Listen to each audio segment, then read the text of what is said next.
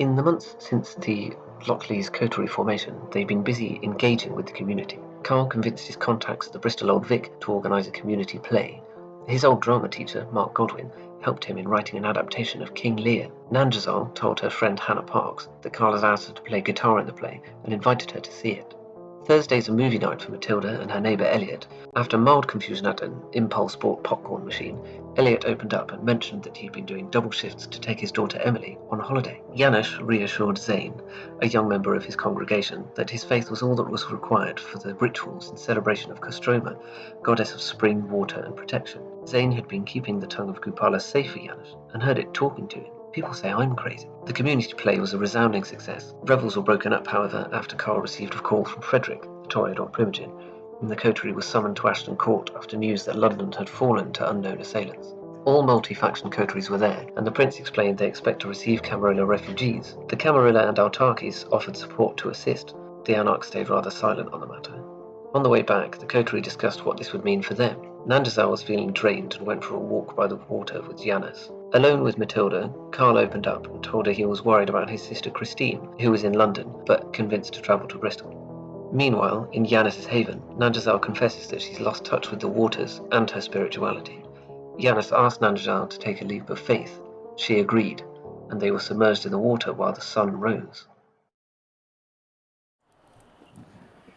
Hello and welcome to episode 3, season 1 on Blood on the Severn, a Vampire the Masquerade Chronicle set in Bristol, England in 2012. With me tonight, Bex playing Nandazal of the Ministry. Peter playing Janusz Kroll of Clan Chimitzer. Josh playing Carl Frederic Saint-Jacques de Toro of Clan Toreador. Alice playing Matilda Wells of Clan Ventru. Thank you very much for joining us tonight. The Coterie went through several interactions last week that were really interesting, and I think we ended it, as Hubert said on the recap, with a leap of faith from Nan Giselle and Janice's help with that. So presumably not a leap of faith for him. He obviously knew exactly what he was doing. Well, obviously. In theory, yes, he does. I mean, but then again, in theory, practice and theory are the same. So, we are going to go back to the following day after Nan Giselle and Janusz submerge into the waters. And Matilda and Carl share the HQ, the headquarters, to spend the night safely away from the sun. Let's go with you two in the HQ. So the sun has fallen. Night is here, and you go from the basement. Carl goes upstairs. So as I described it earlier, it's on the HQ is sort of this house on this is a semi-detached house in this block of houses in Lockleys, where sort of like it has a basement and a ground floor and a first floor, and the ground floor has both an entrance to both upstairs and downstairs for the basement and the upstairs area. And a separate entrance to what would be like a commercial space. This is an area that has dentists and shops and things like that. So that office has been, the big glass has been painted from the inside, so no one can see inside. It's easily accessible from within, and it looks like sort of like an abandoned office or a place, that is not being used. And it's currently full of props, costumes, yes. And exactly. Play posters and all. Exactly. And right now, that is sort of like a big space for the coterie to interact and also like a ad hoc, storage space. The upstairs, the downstairs area has a small sort of cubicle-like areas with small beds for you to spend the day during your day sleep. And the top floor has more of a sort of like a common area where the coterie can have, private conversations away from all the clutter that is downstairs. Carl would wake up, go upstairs, and of course he was the one who set this up. So he has a chest of drawers with a change of clothes. He has a shower. By the time Matilda goes upstairs, Carl is changed clothes. It's ready for the evening. And the first thing that I do as I awaken from my slumbers is I check to see if I have any messages about particularly about my sister, but also about anyone else who might be coming from London, any more refugees. Okay. Likewise. Okay, so Carl does have a couple of messages from Christine. One is saying, I have arrived. Like I'm in town. And you would see from the time it was at around 2 p.m. And it says, I'm in town. Message you later. And then you have another message from about half an hour ago saying, just woke up. Where do you want to meet? Okay, good. I will immediately text her back and say, the bar of the Bristol Old Vic in 1 hour. Would that suit? She just replies with a thumbs up. Okay. And I will immediately, as Matilda comes up the stairs, will let her know that that's what's happening. And if she wants to come, she can come. No, I could drive you there, but if it's something you and your sister just want to talk about, don't worry. Okay, well, that's Stick around fine. like a sort of. Yes, I can certainly. Don't worry about driving. I mean, I can always get a cab, and you might be needed here if we receive any refugees. I imagine, as we haven't seen the other two lately. That's a good point. I might send Nanj a text.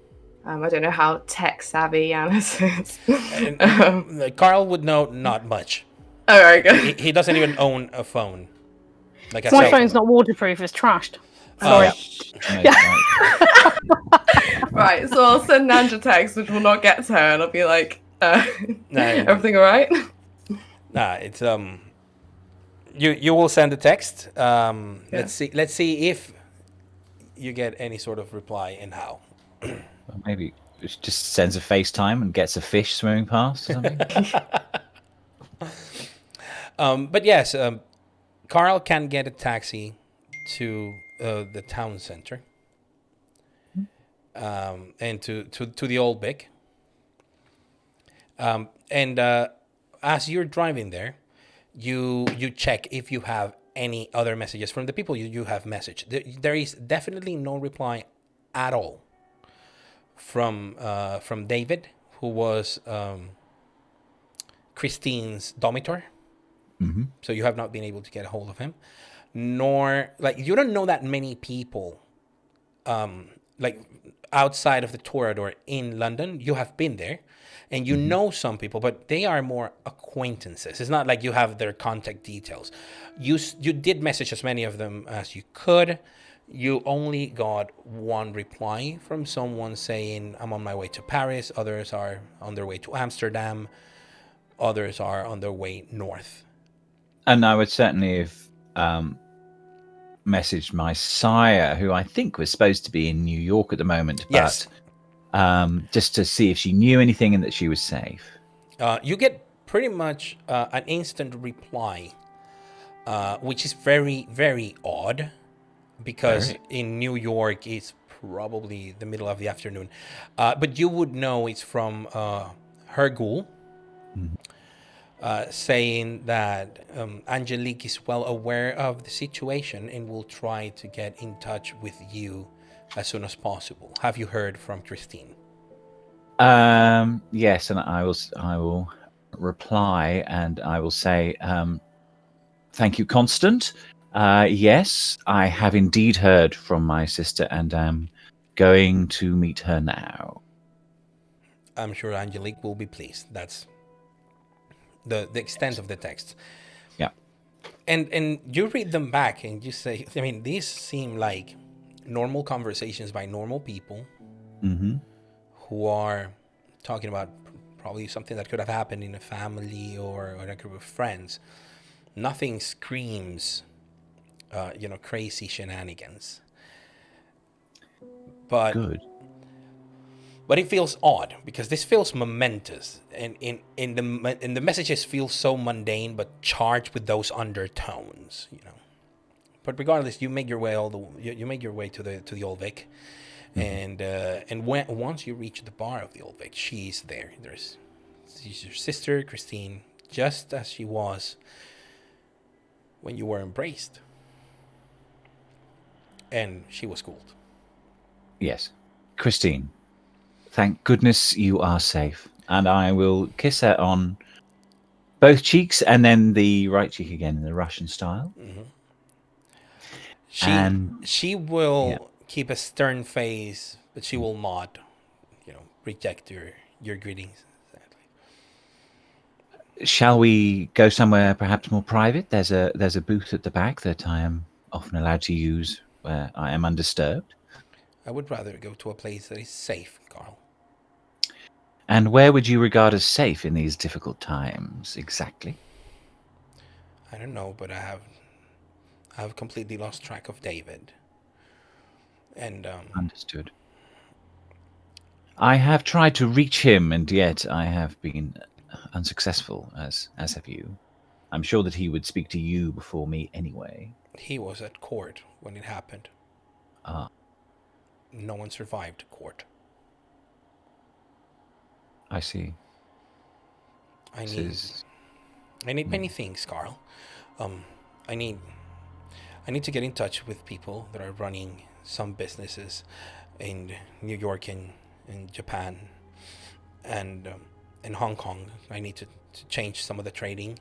The assets of the family, they need to be completely disentangled from David and any others. Potentially you and me as well. I would like to travel to Paris, but I don't think that is going to be possible right now. I believe I'm in the radar. I need a new passport. I need a new identity. Understood. It may be best for us to visit Ashton Court in that case.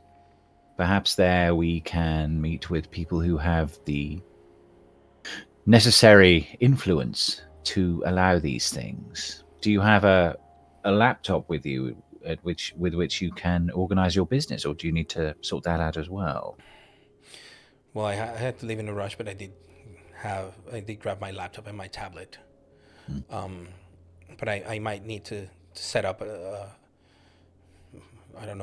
room in a hotel or something so I can better handle things.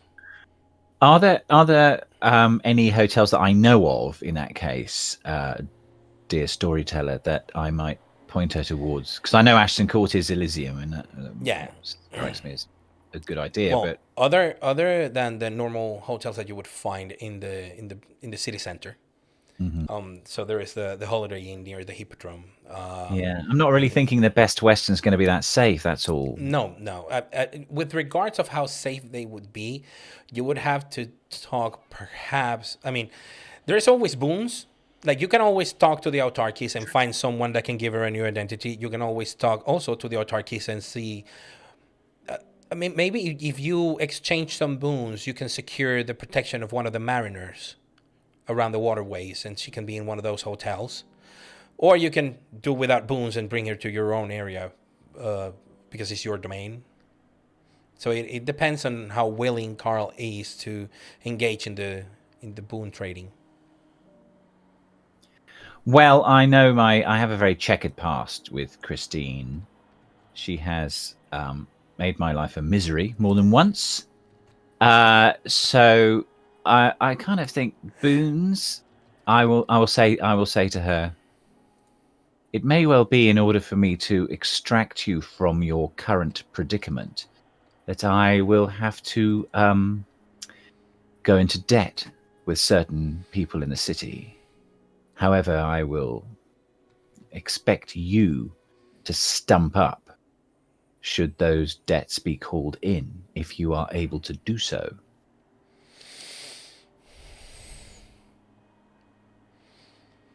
She doesn't like the prospect of owing you anything. I know. She grits her teeth and says, "Very well. I have not been able to get in touch with Angelique. I have only been able to reach Constant." Yes, she will not be awake for a number of hours yet. In that case, dear sister, I shall attempt to speak to the mariners, and through the Autarchus, perhaps we can organize another identity for you.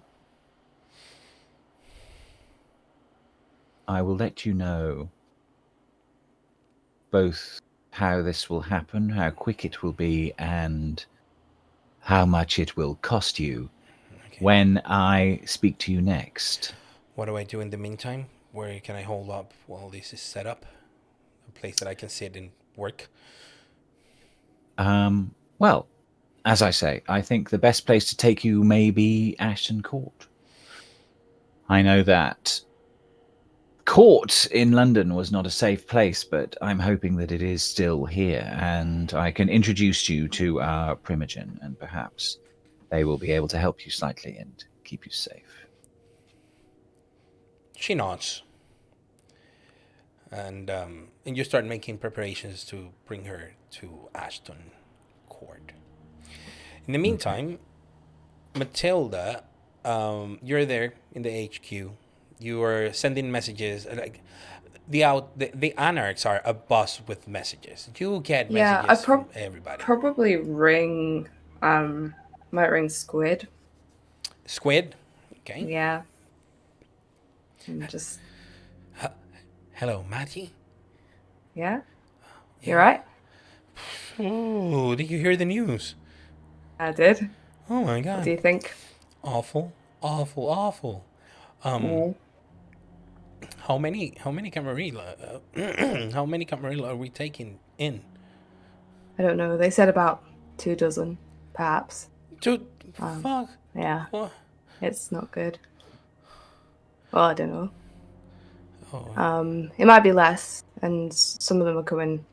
They've actually loaded our Coterie with some of them as well in the next few days when they come in. Wait. You're housing them? You're. Looks like we are. I mean, yeah. You can hear. Do you want? Sorry, go on. I was going. Do you want to get a drink? Yeah. Should I call the gang? Yeah, go on. Okay, I will. And he hangs up.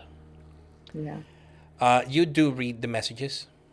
A couple of people are like, there are a couple of chat groups, and some of them are people saying this is a Camarilla problem and the Camarilla should solve it.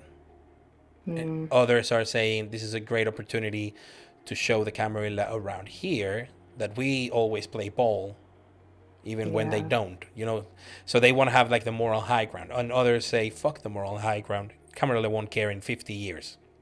Nice. Yeah. Love that Anarch unity. Which is a staple of the Anarch, everywhere. Yeah. She'd probably drop a few messages as well. Sort of fairly diplomatically worded. Maybe like thumbs up a couple of messages as well. Thumbs up some, thumbs up down others. Yeah. And then there's someone who starts like a rant on the phone, and then no more messages, and then someone says it's okay, he's fine, he just trashed his phone. And it's like, yeah, short tempers. Like a lot of people are it's the thing is, the prospect of having enough Camarilla Kindred in town to bring the numbers even with the Anarchs is bad news. Bad news. Because if people start asking for, residency, that might very well mean reshifting of some of the contested territories.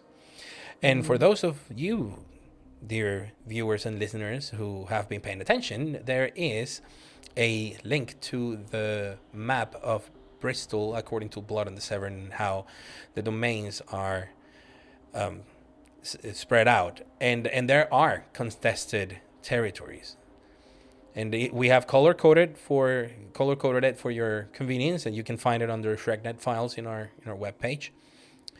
There are more than a few Anarch Camarilla contested territories, and very big ones that are Anarch autarchies.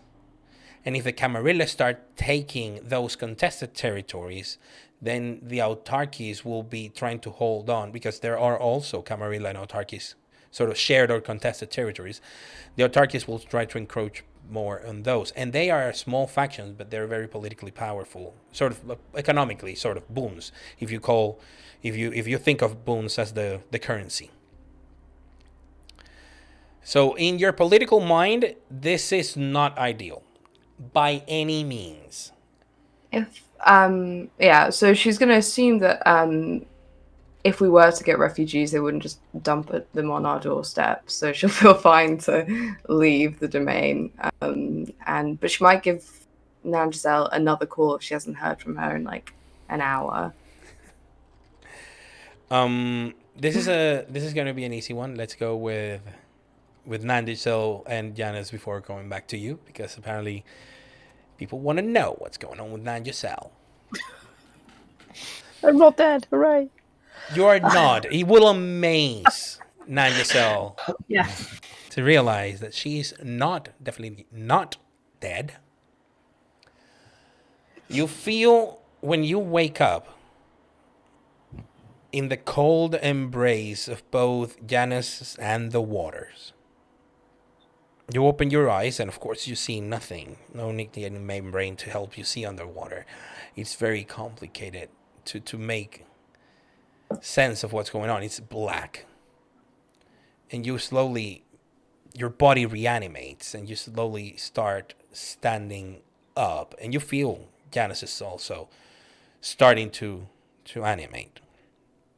Now, I would have imagined that before walking into the river, Nan Giselle would have taken some of her basic belongings and put them in the ground, as normal people tend to do when they think they're gonna, get wet. Oh, I see what you mean. Sorry. Yes. Yeah. So, I mean, yes, she could have done that for sure. Yeah. So for example, I feel like she has probably a whole load of mobile phones around that are just not, like burner phones or whatever. She has probably more than one phone. So I would imagine a few burner phones, her leather jacket, which she was wearing over normal decent clothes that she wore during the play. Yes. So she. Yeah, so probably not her normal style of clothes. No, right? But with a leather jacket on top of that, and probably her pendant or whatnot. No, she would have kept the pendant on. Oh, excellent. When you come out, it's very strange. You feel yourself wet, and you see Janice also. They're wet, but some of the drops are like black, but they're not like ink. They're different. But soon, Janice just washes his face, and you start seeing his clothes start to shrivel and rip as he's getting out, and yours as well. Outside the landing, because there's a little stairs, there you see a girl. You know her. You have seen her in the past. Her name is Evelina. You have met Evelina in multiple occasions. You are aware that she is Janice's ghoul. She is, but not quite. Janice's, it's not Janice's ghoul. It's Janice's right-hand assistant lady girl. She is about 18 years old, Okay. She looks much younger than that. A petite frame, but you know that she's about 18, and she's waiting outside with some big towels. So, sorry, to be clear, am I naked? You're slowly getting naked as the clothes fall off of you. Because this was a piece of the ritual that Yanis didn't convey, right? It's So true. just to be clear. Yes, right? yes. Okay. He did not mention potential nudity at any point. No. It's true. So Okay. Janice will just stand up and just walk away, and you will see that the clothes that are like completely fall off of his body, they disintegrate, they dissolve in the water. Okay. But he Okay. walks up the stairs, and Evelina hands him a towel, and he takes it, he dries himself and wraps it around his waist, and there is a pile of clothes right there. So you see him starts getting dressed. He's starting putting a shirt, a bit very loose, hippie-like shirt and all of that. And then Evelina opens the towel for you so you can come up the landing. You realize that your necklace is not on your neck, so you start looking on the bottom until you find it. So that the string dissolved, but the sea glass is there. The stone is there. So you will need a replacement little string. Okay. Okay. Well, I'm obviously not expecting any of this, so I will. I think she will be shocked by this in the first instance. There will be a delay between her getting out of the water and her going to get this towel. Okay. Which she will do, to wrap around herself. Yeah. But not until she's got the stone. Yeah. So then is Yanis standing there, or is he's walked off into the house? Well, he's probably dressing. He's putting on some clothes, and then he'll wait for you on the bank. I don't have any spare clothes. Oh, Evelina has a pile there will for be. you. Oh, she's There got will clothes. be. Okay, fine. Okay, so I will. I probably will get dressed in without really saying anything, actually. And I'll collect whatever I put at the side of the river. I'll collect those things. Okay, so you walk out. Evelina opens the towel and wraps you with it so you can dry yourself. She will provide a very a big loose shirt and some loose trousers. Natural fabrics and all of that. You will have your leather jacket. There will be some flip-flops for you to wear, and your belongings. So Actually, your belongings are not where you left them. They are in a small satchel, and you would know that they were collected. Yeah, you would know that Evelina, when she sees clothes by the entrance of that landing, and Janos is not in the house, she knows where he's sleeping. And if he sees a second pair of clothing and other stuff, and recognizes your jacket because you're a friend of Janos, he goes like, "Oh, okay, this is a 2-for-1 deal tonight." Okay, so whenever we've gotten all of our stuff together, whenever I have some clothes on of whatever variety, I'll say to Janos, well, that was weird. Does that always happen?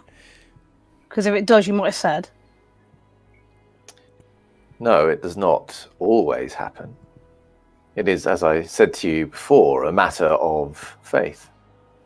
Yours was tested. Not that, the clothes. Does the clothes thing always happen? What matter clothes to a god, Nanjazel?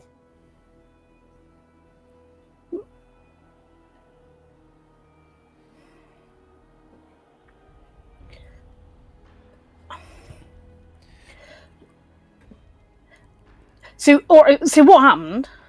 What happened last night? Happened?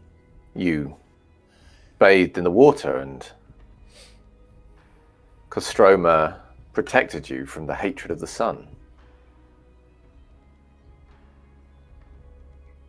But that didn't make me a god. No, nor did I suggest that you are. Merely that gods care little for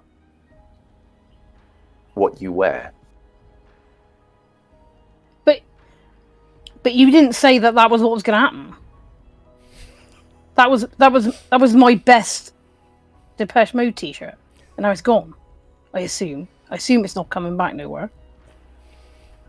I'll shake my head. Tell me, Nanjazel, is that the most important thing that you have experienced? your T-shirt. No, That is no, the thing you cling to in this moment. no. It's not. It's not that. It's just. I wasn't expecting it at all. No one, even going in the river, I wasn't expecting to walk out stark bollock naked, was I? It was just a bit of a shock, is all. Were you expecting to walk out at all?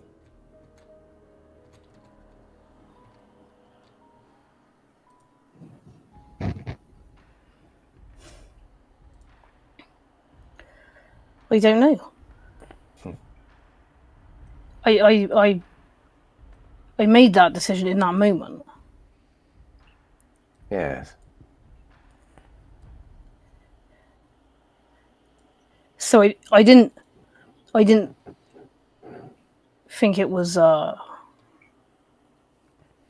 no, I didn't think I was going to die. I didn't know what was going to happen. You obviously knows about this in a way what he doesn't. Yeah.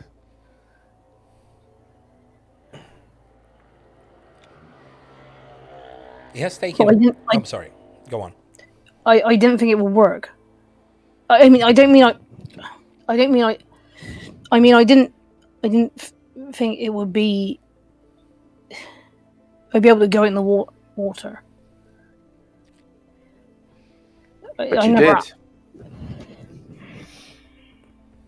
And now perhaps you see that things are not always as you have been led to expect. But now I'm different than I was. Yes. Yes. Do you have a sense of how you're different? You do feel different. You feel replenished. As coincidentally, you will recover all of your, willpower as the beginning of a session. But regardless, it was all the river, man. It was all the river. It was all the river all along. You feel refreshed, replenished. You feel yourself. I'll say I do feel different.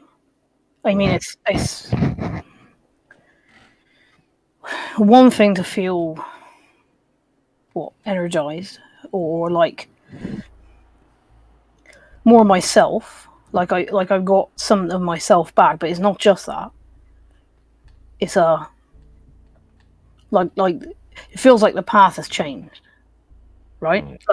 Like a path what wasn't open to me yesterday is now. More than one. We don't know which is the way to walk. We don't know which one.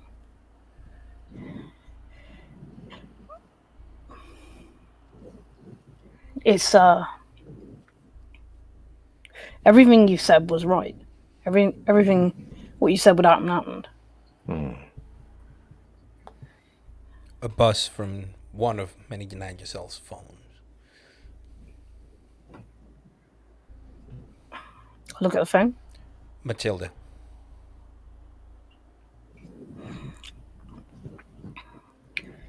That's Matilda. I don't. I should probably reply, but this is more important. Yes, yeah, it's more important. It's a different life. Yes, very different. And one that you do not have to rush into, Nanjazal. You have taken a very important first step. But you must move at your own pace. Will you teach me then? Yes, if that is what you want. It is. So he'll turn to Evelina and say, we must set aside a room for Nanjazal. She is to be part of the family now. And you see Evelina smile. Part of the family anyway. Sorry? I thought I was part of the family anyway. And say, of course. I'll say, but now you're intending to make a different life. And Right. I'm offering you a space here if you wish to make it with us. And Evelina approaches you like with a smile and holds your hand and says like, "Don't worry, we'll be sisters, and you'll I help ain't me." worried. What do you mean I'll help you? Well, with stuff, What stuff? life. We'll help you. You'll help us. That's what families do. All right. She Good. goes with a smile, a big smile. She's super happy. I will at some point. I'll go with her, but I will at some point respond to Matilda's text or message. What did Matilda's message say? Morning, Carl gone to see sister. Are you two heading to teach? I'll write back and say, "Oh, is his sister here? Good." Then I'll think better of it and put in brackets, "Is she alive?" Question mark. Yeah. Is what? Is she alive? Question mark. Yeah. And but then I'll say, yeah, I'll say, just meeting with Giannis now. We're heading to teach. What are you up to? Question mark. All right. I'll say she's alive and with the sort of jazz hands emoji. I'll text back. What do the hands mean? Good. It's good. I'll say I'm heading back to my place. If you need me, ring. Okay. I'll note that. I will deliver said information to Giannis.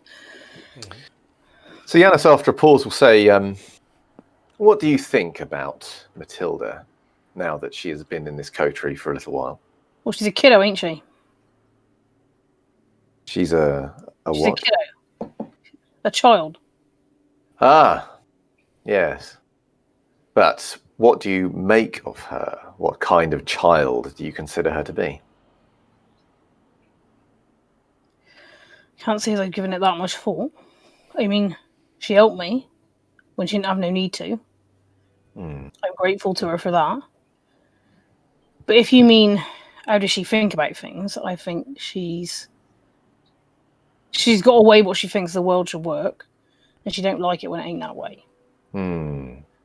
I don't know that the way she thinks the world should work and the way I think the world should work is the same. That don't necessarily matter, does it? Well, I suppose we will find out. Why?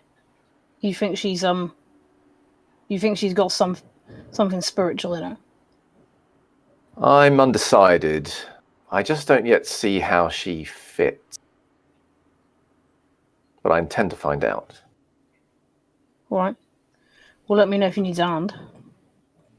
Well, if you observe anything, we obviously have known each other for some time, and Carl has a role to play. I can see that very clearly. But Matilda is an unknown quantity, it seems to me. I would value your thoughts and your eye on the matter. All right. Well, wait. Do you want me to tailor? I will leave that to your discretion. I'm not worried about her. It's more a... Oh, but you said if I see anything. Well, how am I going to do that if I'm not following her? You should do whatever you see fit, Nandazal. All right. I'm sure it will take you to the right place. All right. Well, I will do it. I'll let you know what I find. Thank you. Do you want to go see Teach? Yes, we should do that. And I'm going to text Carl, see if he's all right, because apparently Christine's back and she's not dead, so double win, right?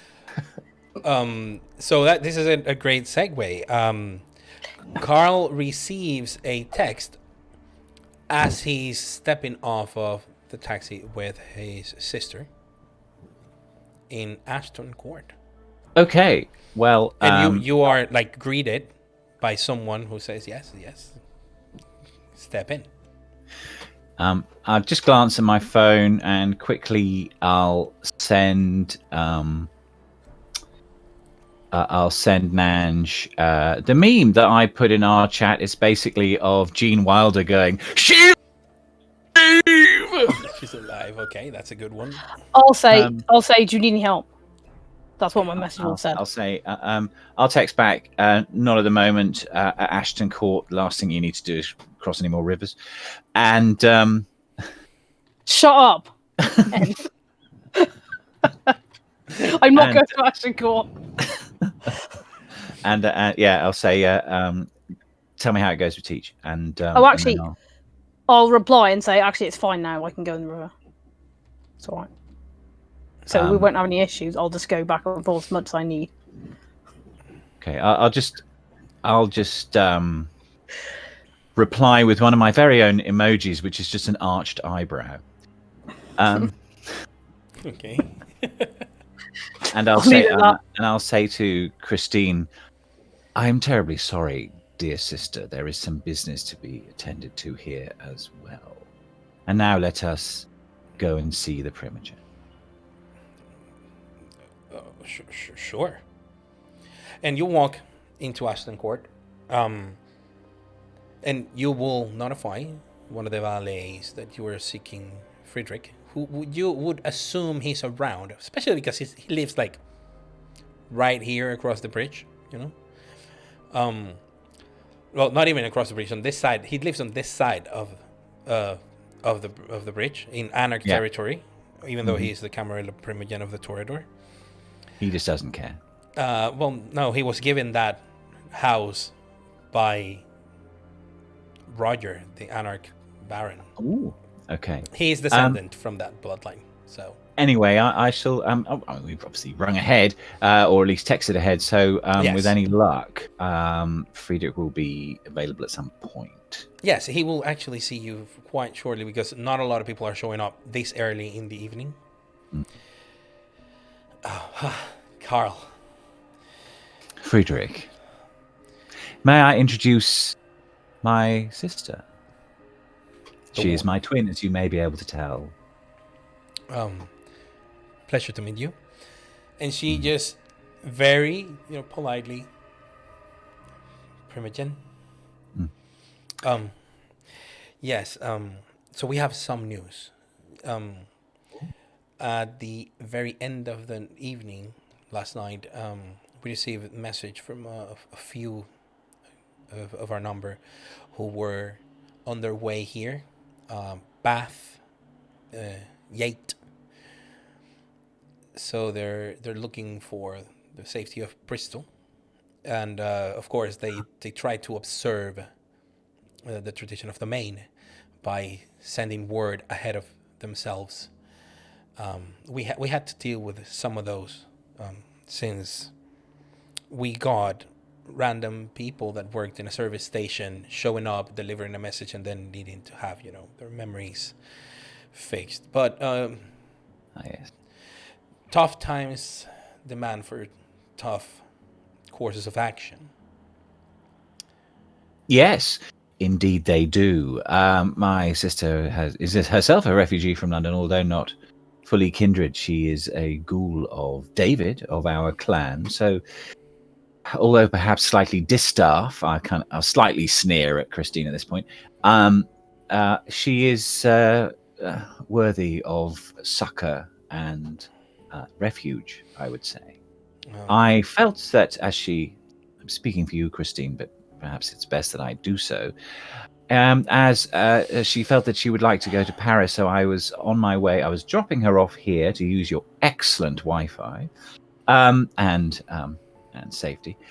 Then I was going to see our Autarkis friends to perhaps organize an alternative identity so that she might be able to flee the country.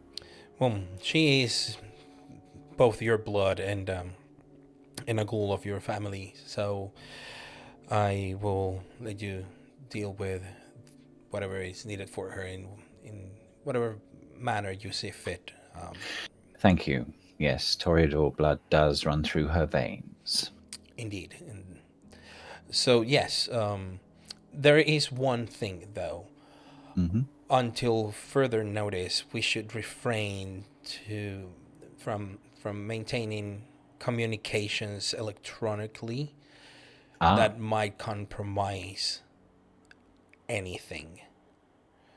Right. It seems that part of the reason the attack was so successful is because whomever perpetrated it had complete access to files and files of conversations, locations, mobile locations, data.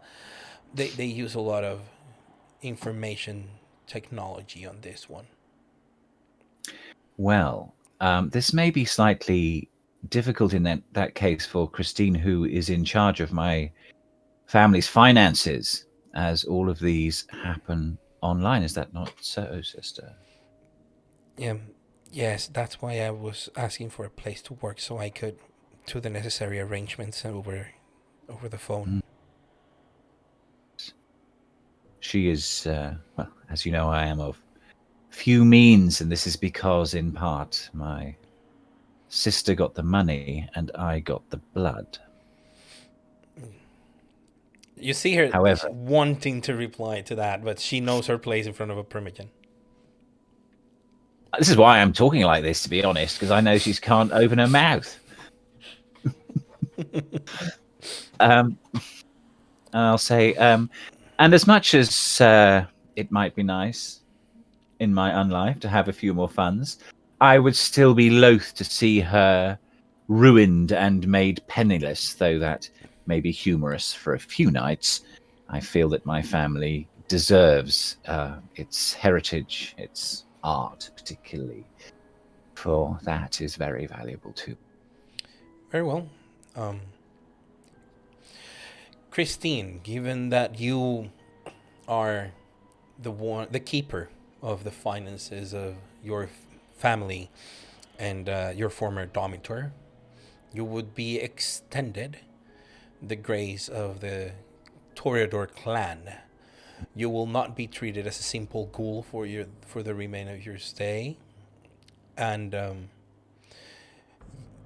our resources will be somewhat at your disposal. I cannot speak in broad terms, but in terms to Carl, I did owe you one. Yes, you did. And this indeed is that one, dear fellow. Excellent. There is also the rather humorous point of blood. She is, as you say, David's ghoul, and yet David, we think, is dead. When was the last? When was the? When did you feed last? And Christine turns a week ago, sire. Very well. It'll be some time before you need blood again. I can make arrangements for her to be here for up to another month. You are most kind. And she think on this, dear sister. In order for you to remain a ghoul, you need blood of our family. And I am the nearest blood of our family that there is. She says, and what about safety? So some of us were being chased, even ghouls. Friedrich, will she be safe here? This is Elysium, after all. She will be safe here, but she cannot remain if you leave. She can be your companion as a ghoul can be a companion of their domitor. And as I said, she's been extended the protection of the Toreador within areas that are our clans or Elysium, but for protection inside the city, I would recommend that either you take care of her or you secure the means of her being safe. For the moment then, Christine, it seems that we are once again, as we were in childhood, joined at the hip. How joyous that is as a prospect. Now, let us make our way to the waterfront. I shall attempt to get a message. Do you have a, oh my goodness, a landline here, Friedrich? Oh, yeah, absolutely. We can arrange that. Who do you need to get in touch with? With the autarchist, so that I can arrange the alternative identity for Christine here. Teach is in the other room with Nathaniel. Teach is here. Yeah, yes. Excellent. The three leaders of the factions are here.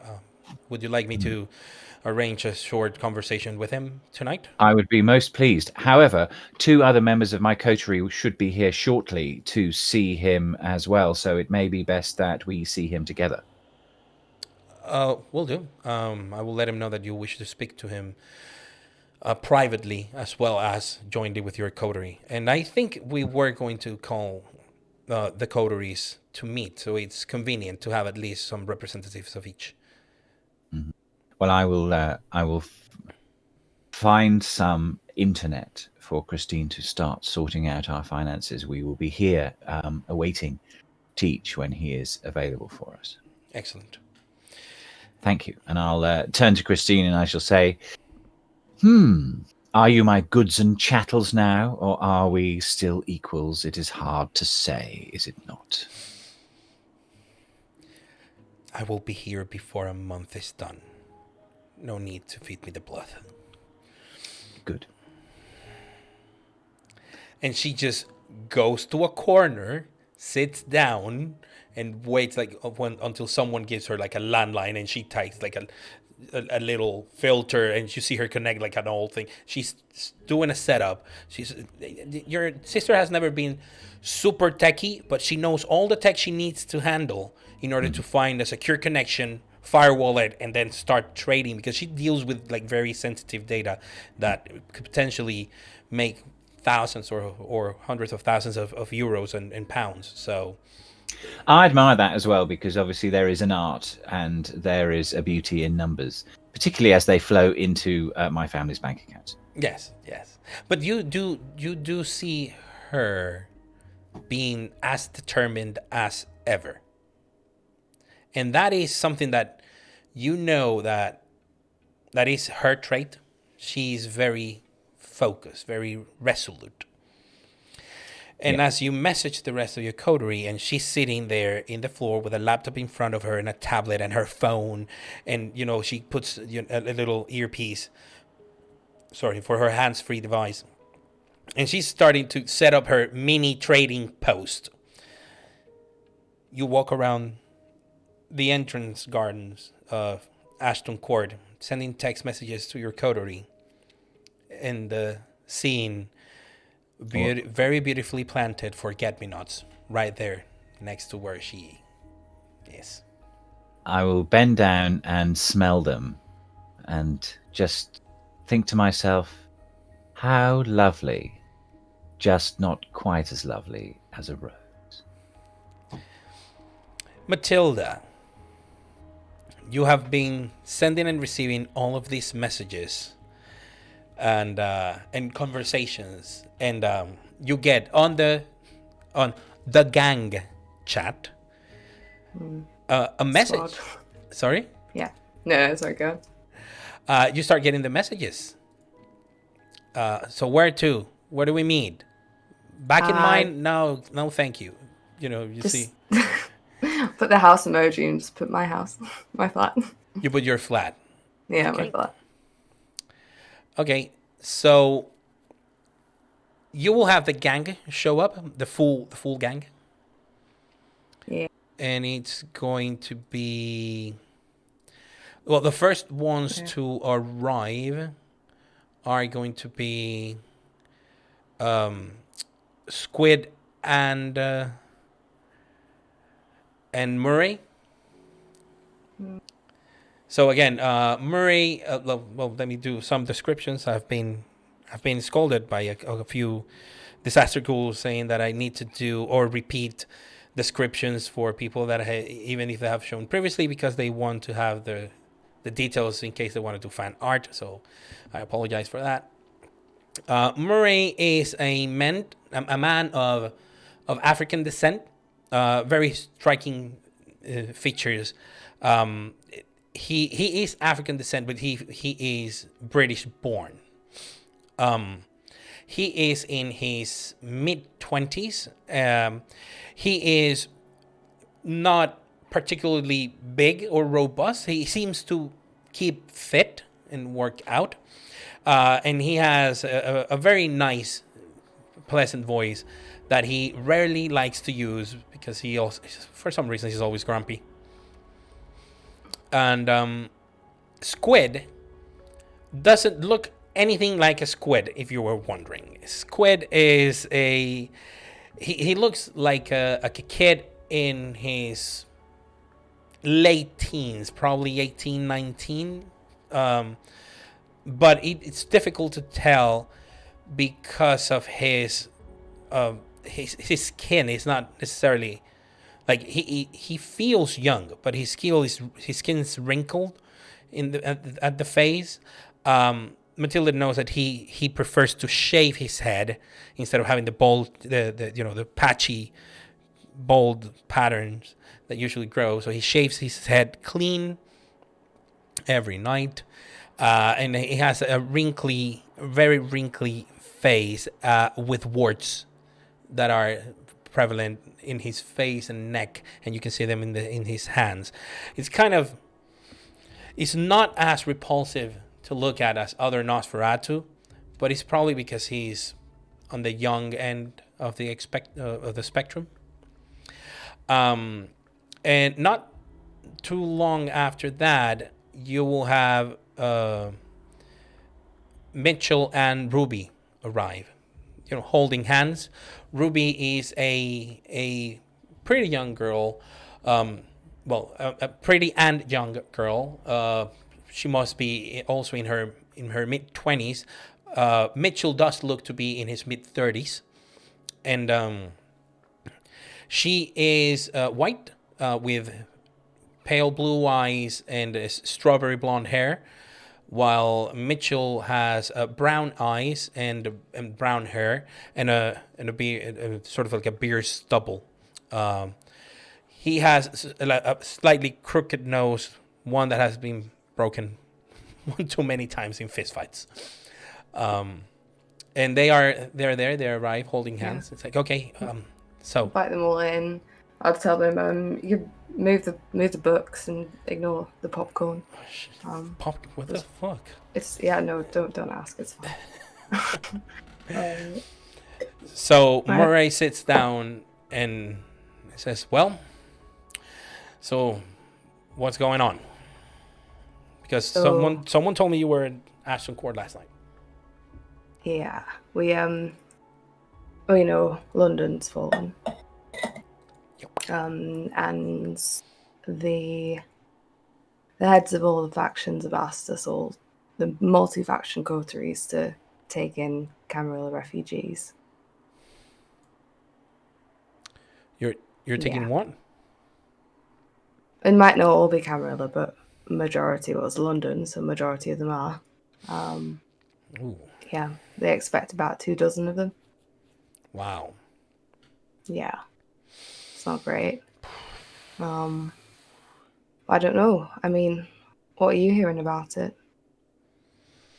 Squid turns and says, "Well, I've heard. Adri told me that she heard Teach was trying to figure out how many people were there. I think he's going to cash in a lot of boons." It sounds like they are. I mean, it's going to be chaos for a while, but then the more boons the Artakis cash in, the less they have it on hand for the future. So that's something. Yeah, but they will cash in boons with the other factions and gain a ton with the Camarilla. So they never lose. They are like the casino. The house never lose. And Murray Other thing Murray turns and like, well, you should know. Your joint accounts with the autarch. He's like, shut up. Audrey and I love each other. Yeah, no, I'm not putting that into question, but I mean, it helps when your girlfriend is loaded, right? I'd leave him be. I mean, the other thing about Mitchell throws some popcorn that he found Murray's way. Oi, stop it. Have some manners. The other thing is, we're in a bit of a position where, really, we lose either way. They've given us these refugees, and if everything goes wrong, then our kind of coteries are responsible for that.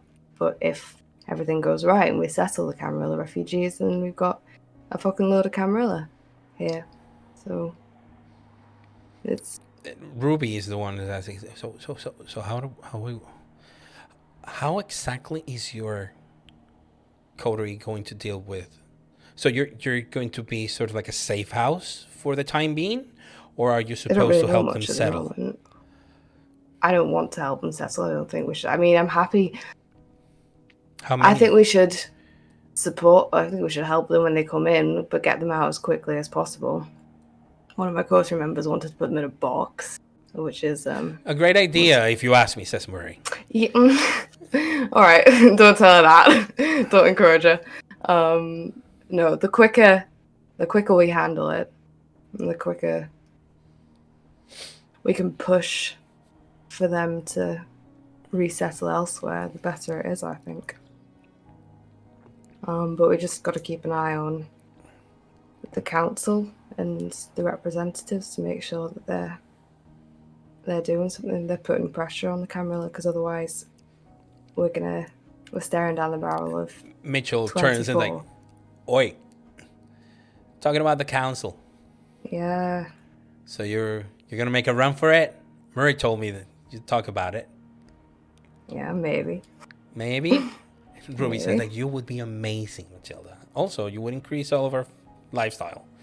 Yeah, no, is this just you wanting to have someone on the council then? It's just for you? No, we want the person that is currently there out. I don't care if she's torrid or she's not good. She's not doing great. We could just keep an eye on what she's like for the next week or so. If she doesn't do a particularly good job of dealing with this catastrophe, then there's perhaps room for her to be ousted, but I don't know. Yeah, but she's politically safe.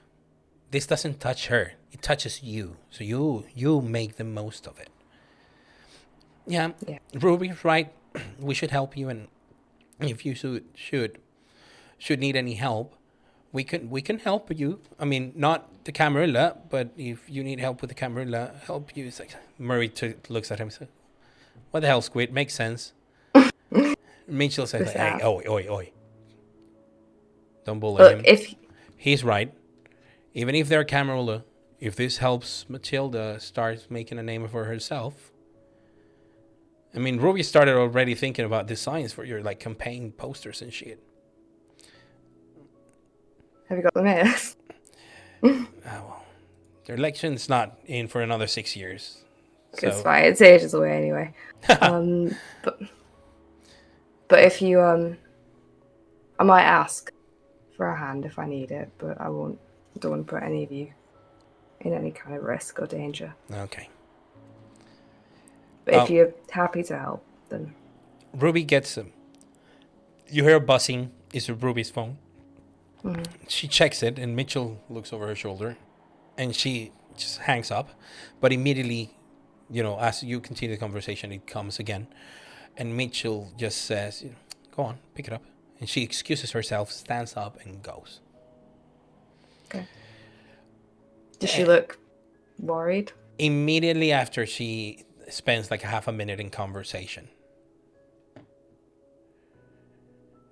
She comes back and says, and Mitchell actually goes to her, and they speak in a low voice. You see him do what he always does. He grabs her face, calms her down, gives her a gentle kiss, listens to what she has to say, and then comes back and helps her sit down. And I would have been chatting to the other two and trying Yeah. to give them their space.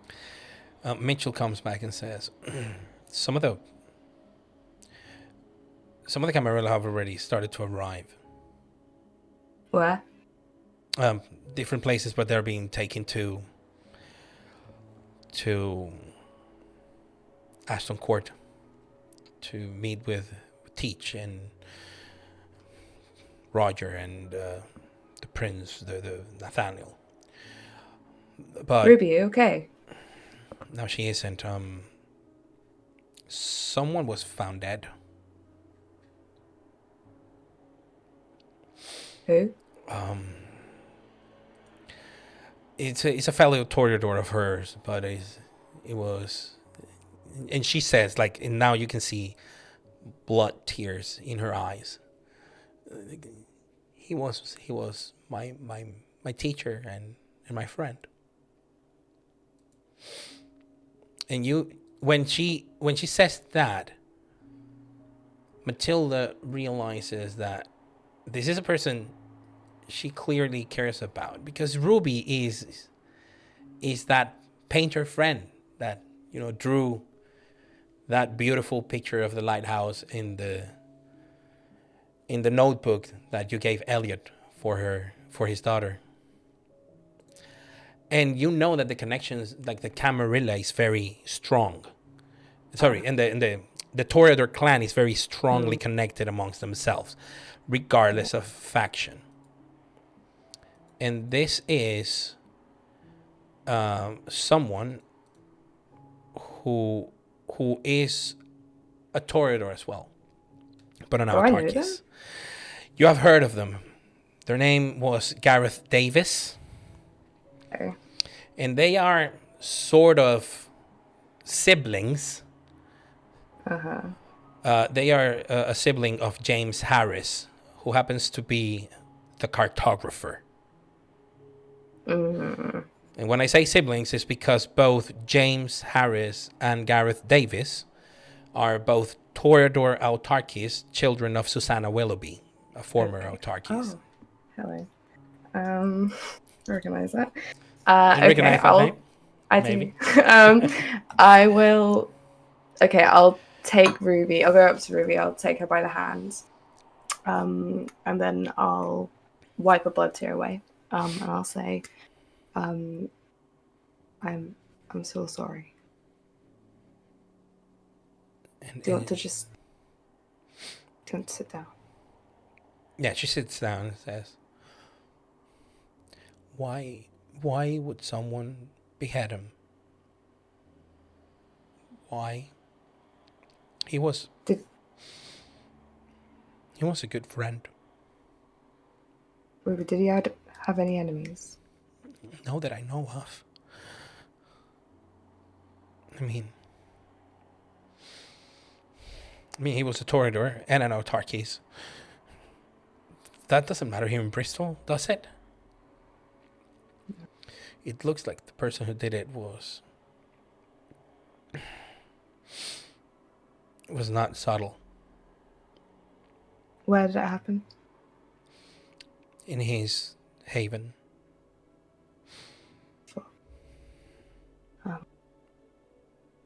Is he part of a coterie? No. He just worked with the Autarkis. He was a designer. And he would work across mortal and vampire society. And he also taught classes, and he Okay. and he it's has okay. this. Oh my God, his boyfriend is going to be so devastated. Right. Who told you? Ruby. Sorry. No, it's okay. It's okay. Wallace just called me and filled me in. And you would know Wallace Turner is another Toreador. He tends to be one of the organizers of events for the clan, for the Anarchs. Right. Okay. So Matilda's not going to ask Ruby any more questions. She'll just let her sort of sit there, and she'll sort of look at Mitchell and just say, will you take care of her? Yeah. I think I'm going to go and try and find out a bit more about this. You're welcome. You're all welcome to stay here. Just, where the key is, just lock up. Mitchell said, no, it's okay. Ruby and I will go back to ours. Right. And Squid says, like, well, I'll talk to Audrey. So I'm going to meet her. Maury turns around. You want to ride? Yeah, sure. And they start making plans. Just when everybody's leaving and everybody, they give you the hug. Like Ruby gives you the farewell hug. Murray approaches you and say, keep us informed. Yeah, of course. Like the last time something like this happened with no apparent cause. Because if it's true that this guy didn't have any enemies, then this might be the beginning of another shadow war. We don't want that. No, we'll fix it. I know you will. And he just, gives you like a little nudge on the chin. See you around, girl. Push him out. Right. So, okay. Nan, Giselle, and Janice are dry and clothed. Although for Nan Giselle's taste, this is way too organic. Let's call it. Okay. Noted.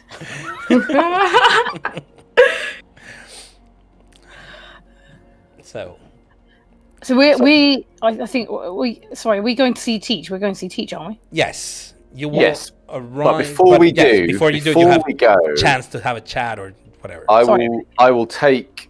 I'll go back to the river where we obviously slept. With Nanjazelle. Yep. And just stand and watch the water for a little moment, contemplatively.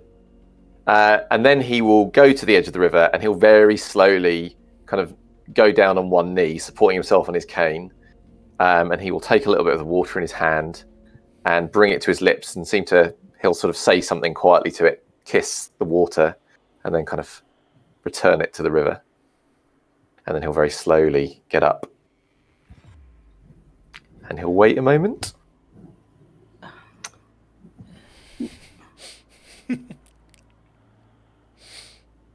Is it my turn now? When a goddess offers you her protection, it is always wise to say thank you afterwards. All right. So I'll kneel down. I'll do my best to copy the gesture that Giannis did. In however I saw him do it. Mm-hmm. And then I'll stand back up. Yeah, and for a second you feel odd doing this, especially when you grab like a little handful, like a little bit of the water in the cup of your hand, and you approach it to your mouth. First, this is a thing you have not done since you have died. You have not brought water to your mouth to quench your thirst. This is not how life has worked for you. So you felt a little silly because you were going to talk to the water, but this has triggered again memories of, but I used to be alive and I used to do this all the time. And sort of somewhat of a muscle memory kicks in, and very naturally you take the water to your lips and you whisper a thank you, and then you return it. And you feel less silly. Not unsilly, but kind of less. So when she has stood up, I will put a hand on her, a sort of grandfatherly hand, one might say, on her shoulder, and say to her, "You did a difficult and brave thing last night, and I am proud of you, Nanjazal."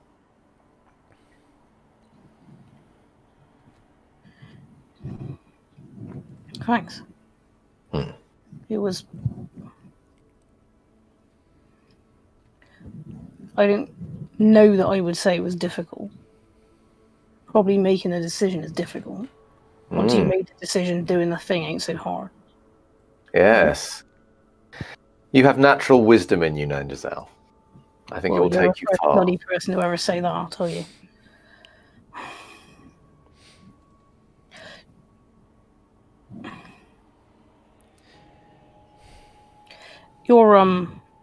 You're Evelina. She showed me somewhere in the house. Is that where I stay now? Or I just live where I normally live and come here every now and then, like I always used to. You are your own person, Nanjazal, and I would not try and tame you. But when you come here, when you wish to be here, that is your place. That is a place that is set aside for you and no one else. And you're always welcome. Can I change what it looks like? Yes, but it must be done respectfully. I will explain a little more, but in the future. But this house, you see, is not simply a house. It is more than that. It is something we are restoring together. It has a long history, and it is important that things are done in the right way, lest those who are disturbed are further disturbed.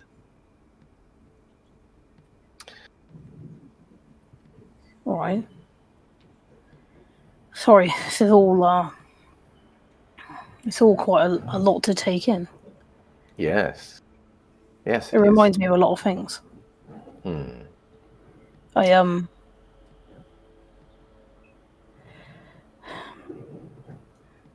don't know.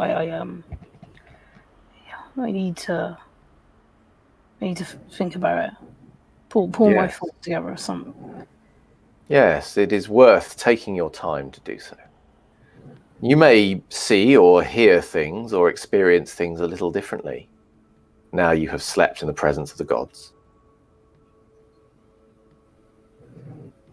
And then he will make his slow way off to see Teach, I guess. Yep. So I'll stand looking out at the river for a bit longer. Something like silent contemplation. I can catch him up, obviously. Yeah, you can definitely catch up. The river is there. It's not. Yeah. It's not saying anything back to you. It's not. Like, it's sort of like that magic has faded, and it's now another feature of Genesis Haven and Domain. But I'm enjoying the silence. Yes. Or at least the sound of just the water. Yeah. Because this is a recollection that I have from a long time ago that I haven't experienced. But after a short while, I'll follow him. Yeah. Not difficult. Yeah, not difficult to catch up to the old man with a cane walking around. You get to where he is, and you get are you being taken by cab or something? I would imagine. Neither of us drive, do we? Probably. Yes, let's drive. Probably. Then in which case I'll call Lug and get him to drive us. Lug will go pick you up and drive the long way around, so to avoid as many running water passages there are. I'm ambivalent about this now. I'm going to be fine. But if he doesn't cross the water, then Bex thinks that's fine. That's good. Yeah. But I'm concerned by it. Either way, Lug is there. Yep. For those of you who watch the Embraces, they will recognize Richard, who ever since then has been answering to the name of Lug for additional reasons. Lug does tell you, he did what you told him when you sent the message last night in the middle of the night. And he made his best to contact this person that you gave the information, which is Christine. And yeah. he is the one who went and picked her up and brought her to the city. And she was, walking around town. She arrived after lunch. She's been okay. But then she has to be left to her own devices. So he did what you asked him to. So I'll thank him. I'll say, well, I expect there's going to be more folks like this coming, given all what's gone on in London. What's going on in London? Right. He's like completely oblivious. So unless you, I'll say, wish to fill him in, I'll say, a load of folks have died, and I don't know. People say dramatic things, right? Like London has fallen. It's a film, innit? Just. All I have to say about it is a bunch of people have died, and then what haven't died are leaving. So they're coming here. And we need to keep our eyes out. Because they're meant to come in, open and friendly, like. But you and I both know not everything that comes into this city unseen is friendly. So if you keep your ear to the ground, if you know anything about it, let me know. And don't open any boxes, all right, Rich? I never open boxes. Not anymore. No, good call. Didn't go well last time, did it? Regardless, you make your way all the to the Elysium, the city, one of the city Elysiums, which is at Ashton Court, and you will see Carl conversing with people, chatting, and the moment you are with him.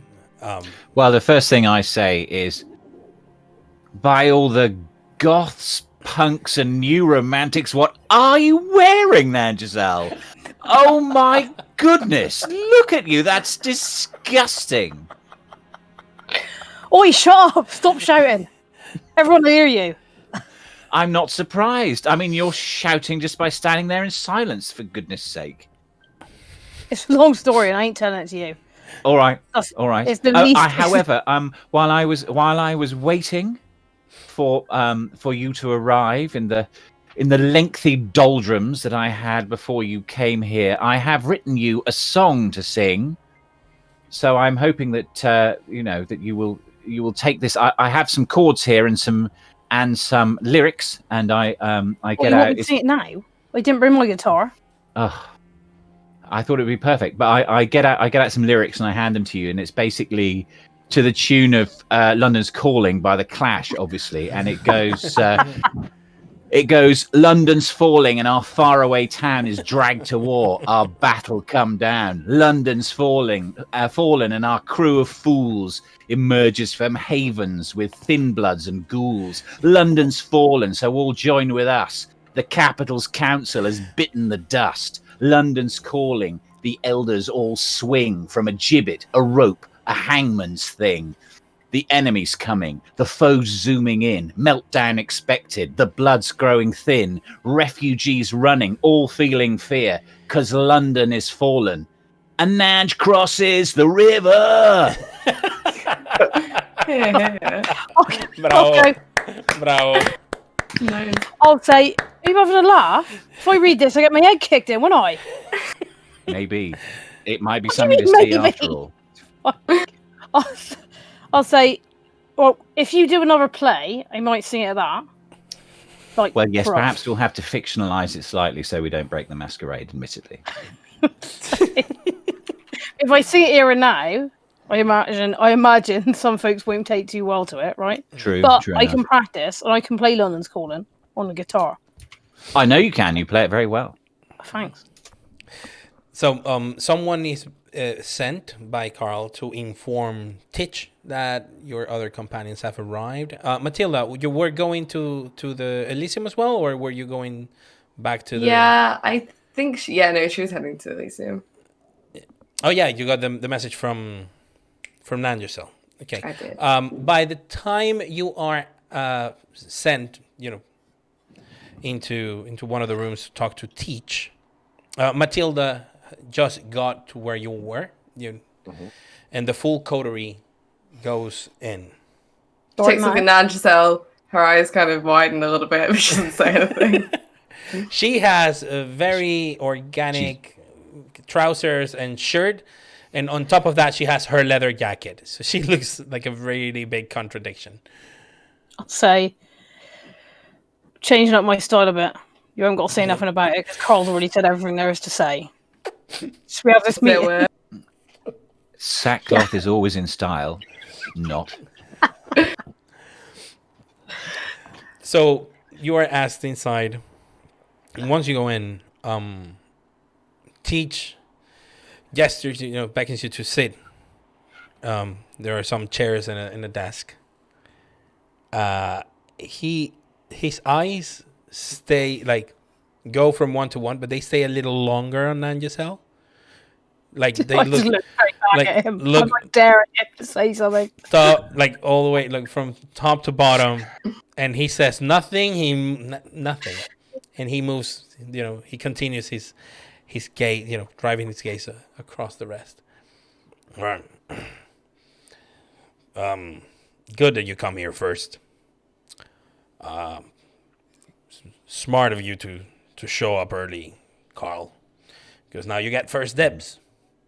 Sadly, there's not too much to make dibs of. Understood.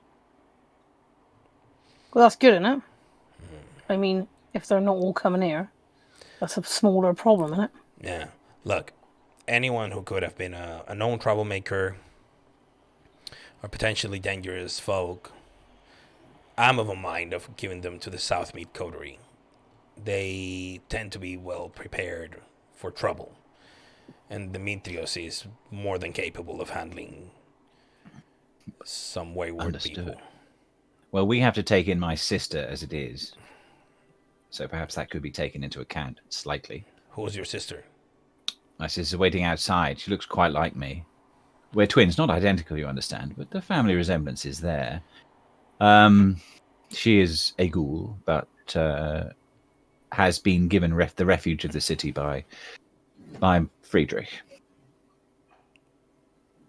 Well, that's a Toreador thing.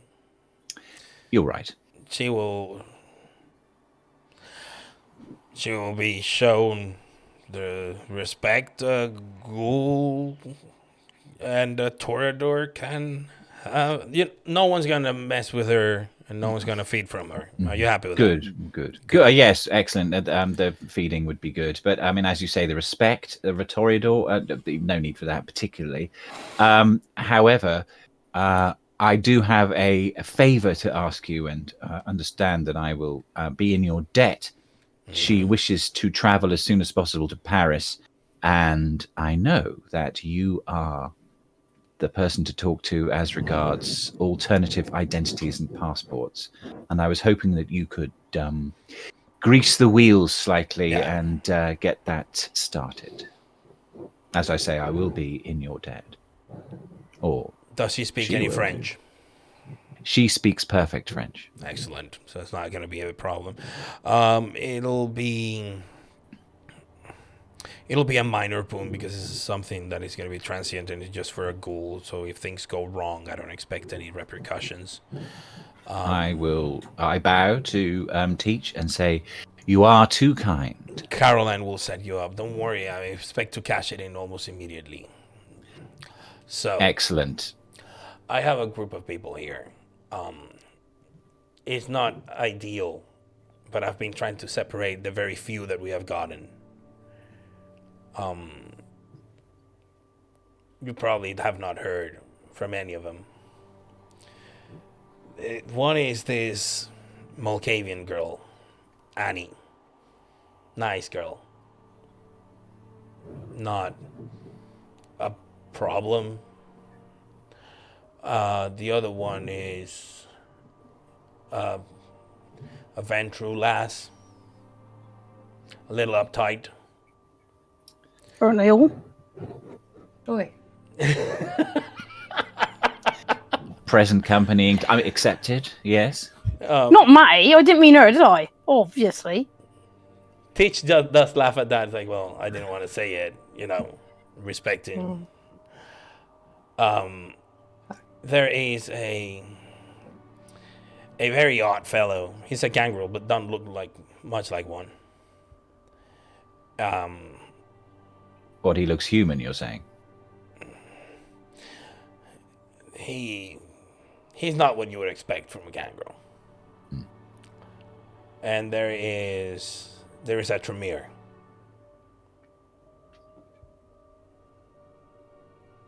How many of them do you want us to take? That's the bunch I want you to take. That's the bunch you want us to take. That's 5, isn't it? 4. That's 4, and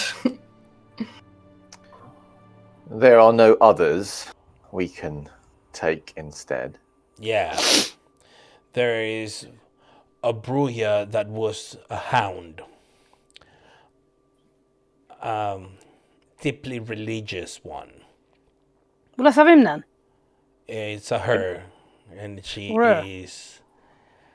I don't think she would see eye to eye with my boy Janus here. Do you think that the Tremere will see eye to eye with me either? Why wouldn't they? The Bruja might be entertaining. Theological debate is always good for the soul. Well, I'm religious. You are? You know what the ministry's like, is it embraces all religions. True. I'm sure I can handle it. Well, of course, I will be ruled by you, Teach, personally. The others may choose differently, but if you are to cash in this boon, then I will do what I can. Listen, this gangrel fella, he's well educated.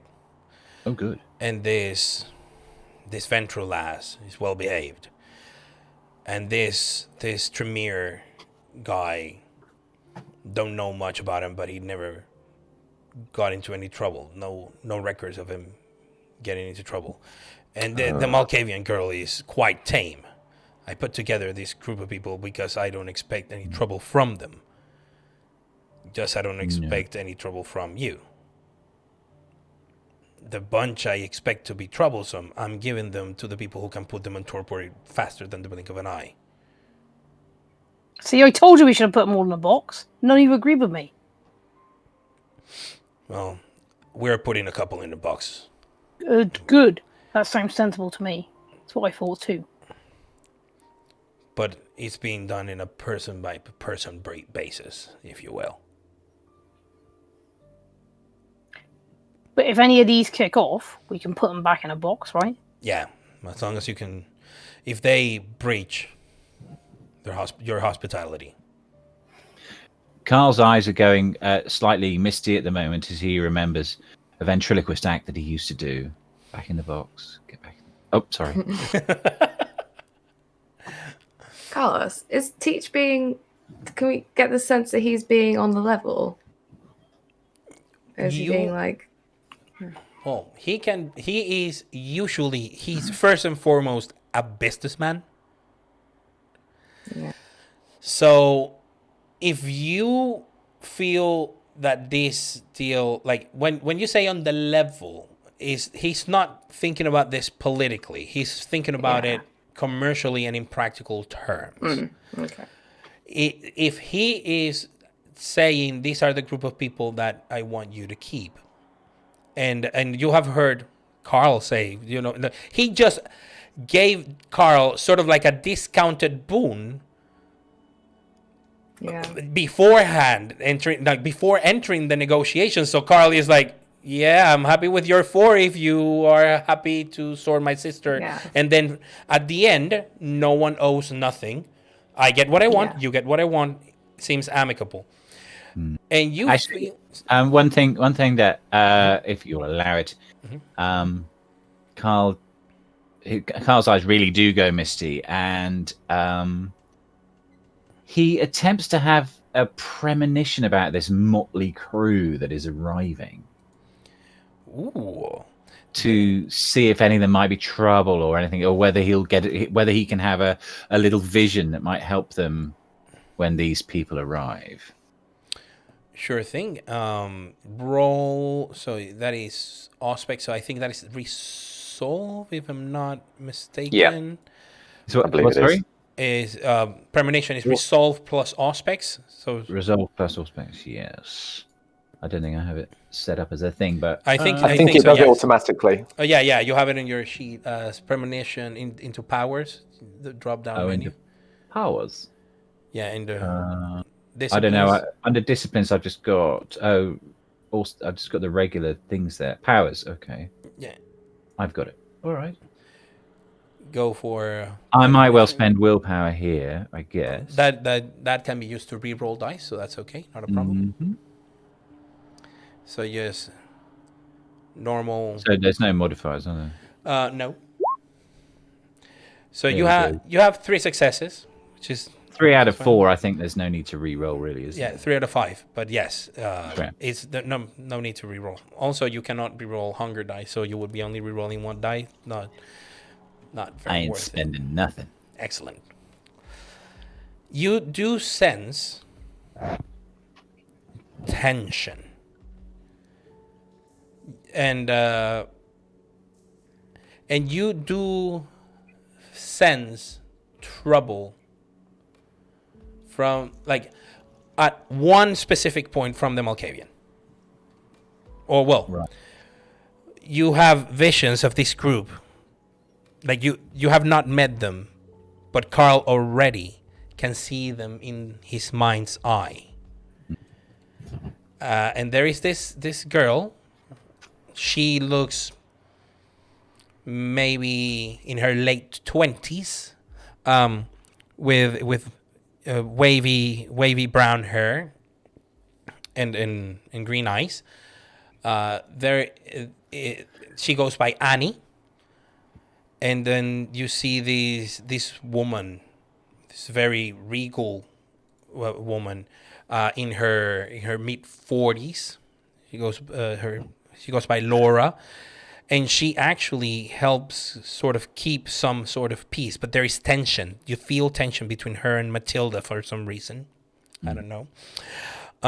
There is this man, Oscar, this Tremere, which silently is seething with the idea, rage and the idea of having Janice, near him. But he behaves himself absolutely perfectly. Like, he's spotless.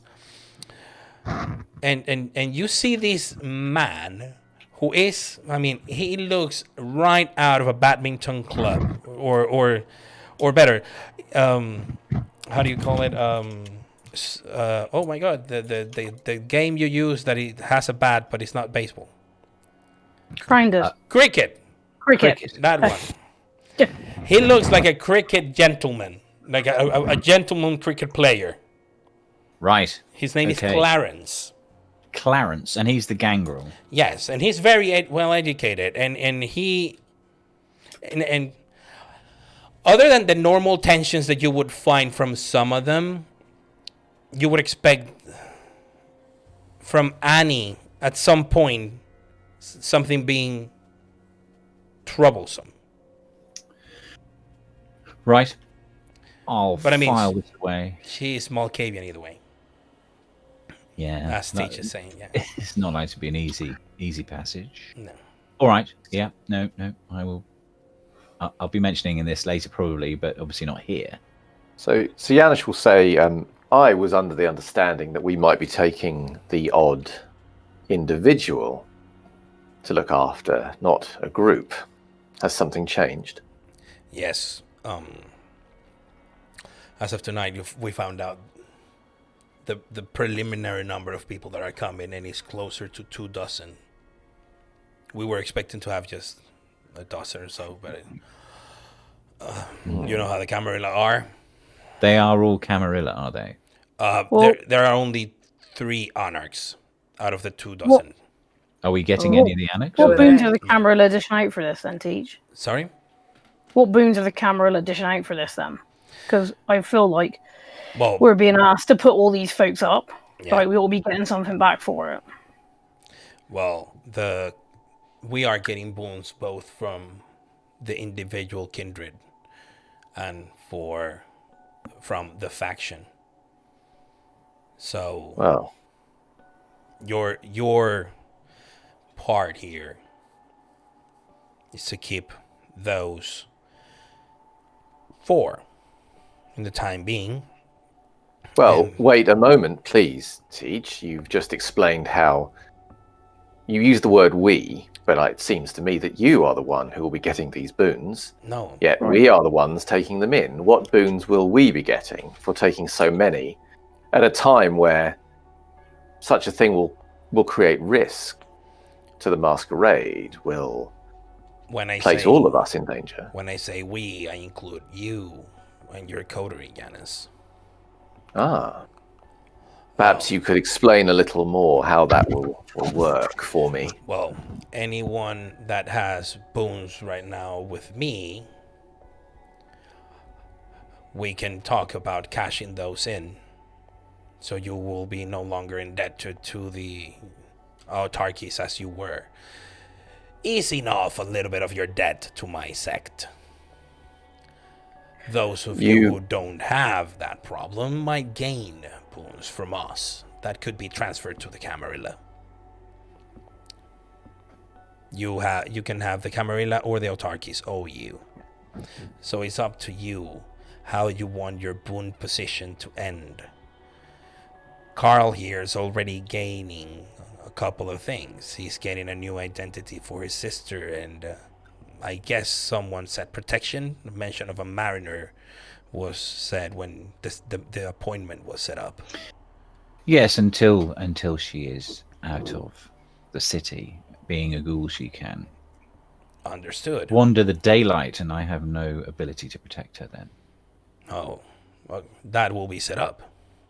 And in exchange, Carl is helping me with this. We're drawing a neutral here. Anyone wishes to get rid of a boon that they have with us? Well, as you know, Teach, I stand in your debt for a great service that you did to me in the past. If you are saying you wish to call in that debt now, then I will, of course, be bound, whatever my personal feelings on the matter, to do so. We don't expect you to keep them for a long period of time, so I would be... What is the period of time? No longer than 3 weeks. A month at the very longest. At the moment. Yeah. I This reckon is I'll a take- temporary measure. I reckon I'll take my boons from the Camarilla. You'll take your boon from the Camarilla. Right. That might need some setting up with Hubert. It's alright, Hubert likes me. Yeah. That's odd. He doesn't like very many people, Most people like me. if you say so. So what, I go see him? Get that registered? I'll try to get an appointment casting for you and for every other coterie. So, Janis, Right. we could cash in partially. Instead of you having a major boon to me, we can turn it into a minor. Since the duration is not long and your fitting grounds will not be used, the Camarilla will take care of that. And I will be providing a mariner to help with security. Providing the length of time is as you describe, I'm in agreement. Excellent. I will need to be registered as well with Hubert. So that leaves us with our lovely Anarch lady. And there's a little bit of venom in that Anarch lady. As in, what are the Anarchs gonna do? You can feel it from last night that he's not happy with the Anarchs not doing shit. I'll take a boon from the Camarilla, if you please, Teach. Well, no. I'll pass it on. Can I ask about the other 3 annex who've come in from London? Well, one has already made his way to Avonmouth. Okay. Whereabouts? I'll ask Matilda. I will say, as you know, Matilda, not all of the Camarilla is as easy around you as I am. And asking the Camarilla for a boon at this point might not go so well for our coterie in general. I think it sounds fine to me. Well, Don't intend to alright. cash it in immediately. I think it's given what they're asking us to do. Right. I just let's think open them they out. may refuse outright to give you a boon in it, maybe. If they refuse outright, then I can have a chat with them about it. We ain't got to open them, have we? No one is refusing anything. They will be in our debt. I will get that boon and then transfer it to Matilda. That's what Well, happens as when long you as- can't keep your house in order, right? Yeah. Which is what's happened to them. So telling you about the Anarchs, Matilda, one is in Avonmouth because he's a guest of mine. Okay. The other two are being taken care of by the Ewood Coterie. They will be taken care of by them, because that's a coterie of fledglings and neonates and incompetent people. We don't know why they were put together, but they were put together. So you're giving the annex to the coterie in the lowest rung of the ladder? No, I'm giving the Anarchs the people that can talk to them and see eye to eye. You see, the Ewood Coterie is surrounded by the largest Anarch territories. So those Anarchs will be closer to their sect mates. That is costing me a lot of boons.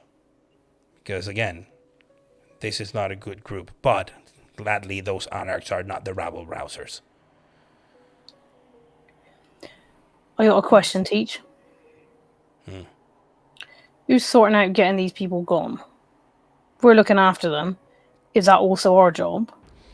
Each sect is getting their people out. All So right. the Camarilla have 3 to 4 weeks to get your 4 guys and gals We out. The same with just give them a place to put their head. yeah. If they don't, they're taken out of the city, effective immediately. If they wish to remain past that, Cassiel is on the loose. Cassiel is set loose. And you all know what that means. Well, it means there ain't no problem no more.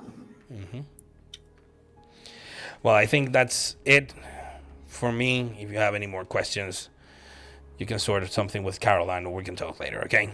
When is this busload of ne'er-do-wells arriving?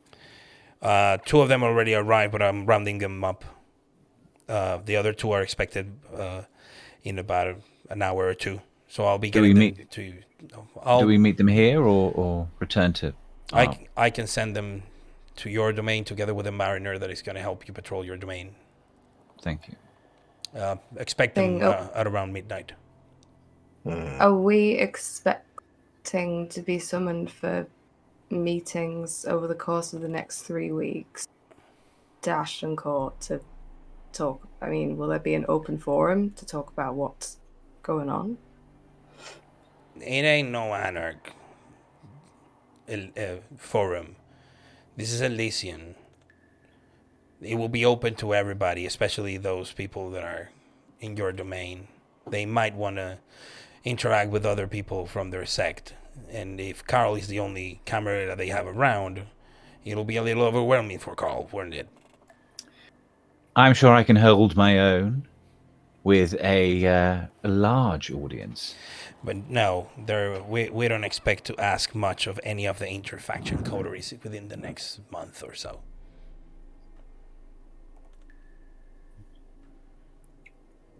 Everybody's happy with this? Because I have plenty of more things to do tonight.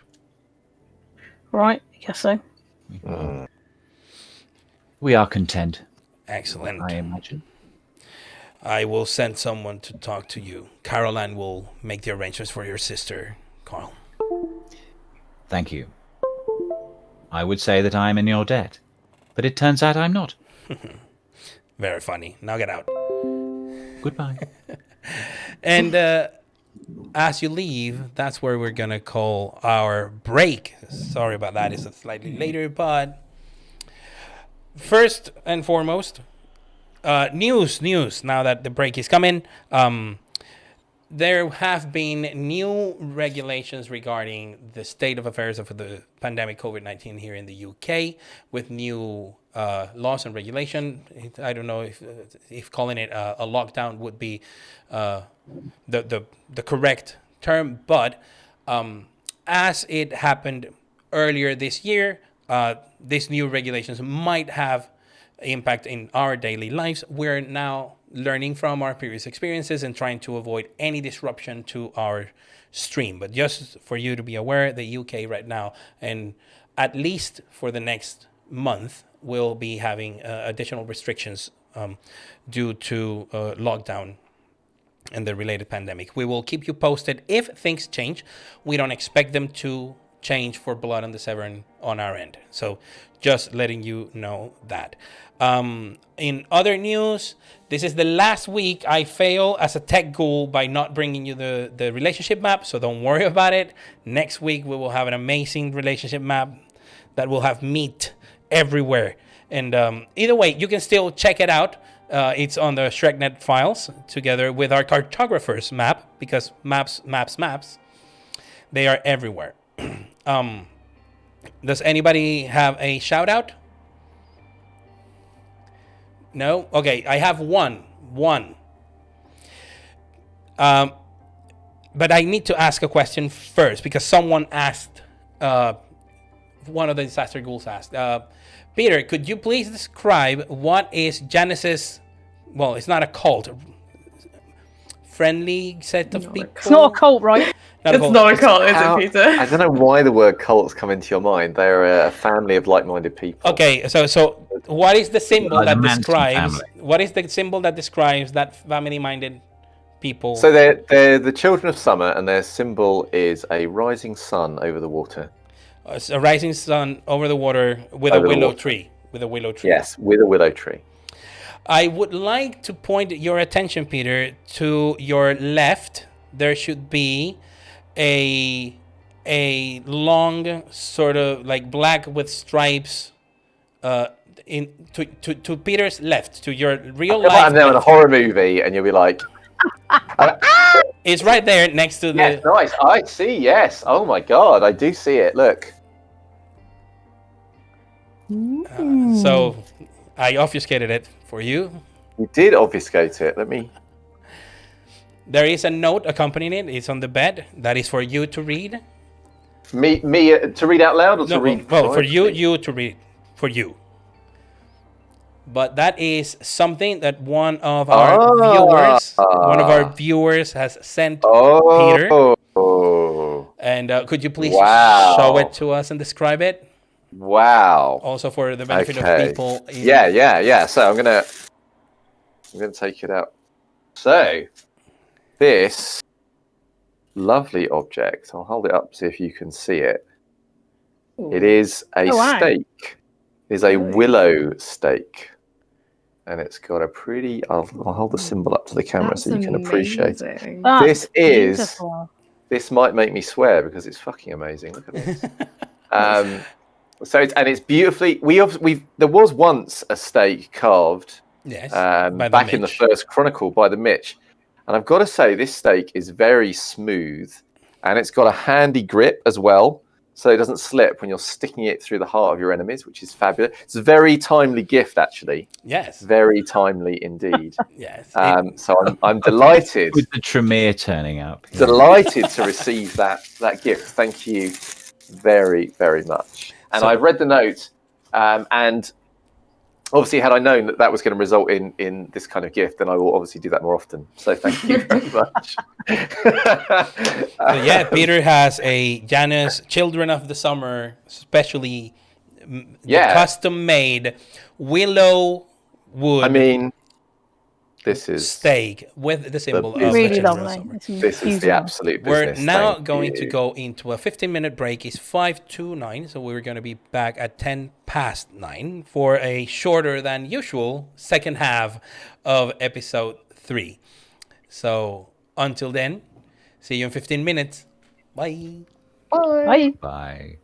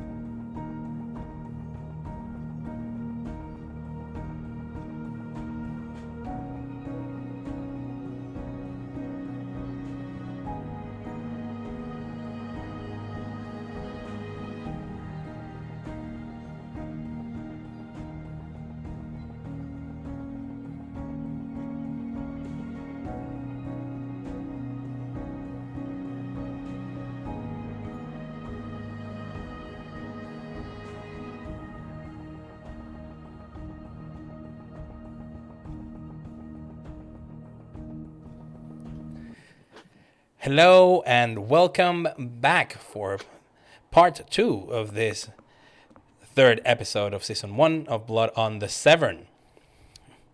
And we left it where our coterie made arrangements to have the 4 guests they would have to entertain for the next 3 to 4 weeks.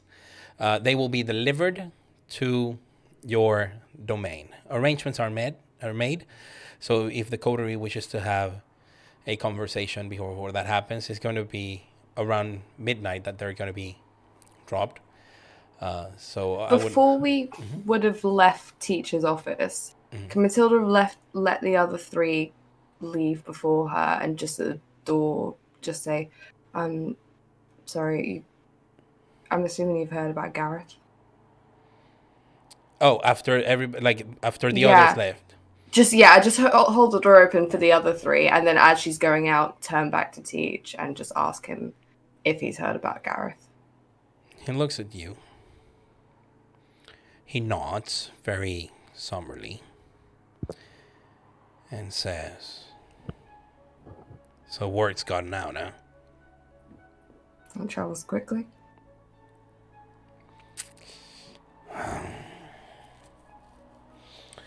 We don't like where this is going. Because this happened the very night the first refugees arrived, so... Do you think they're responsible? I don't want to jump into conclusions. Bad for business. Yeah, I understand. But it could be either one of them or someone who doesn't like the refugees. So we're now looking at everyone who's not autarkies. No offense. But, some taken. Well...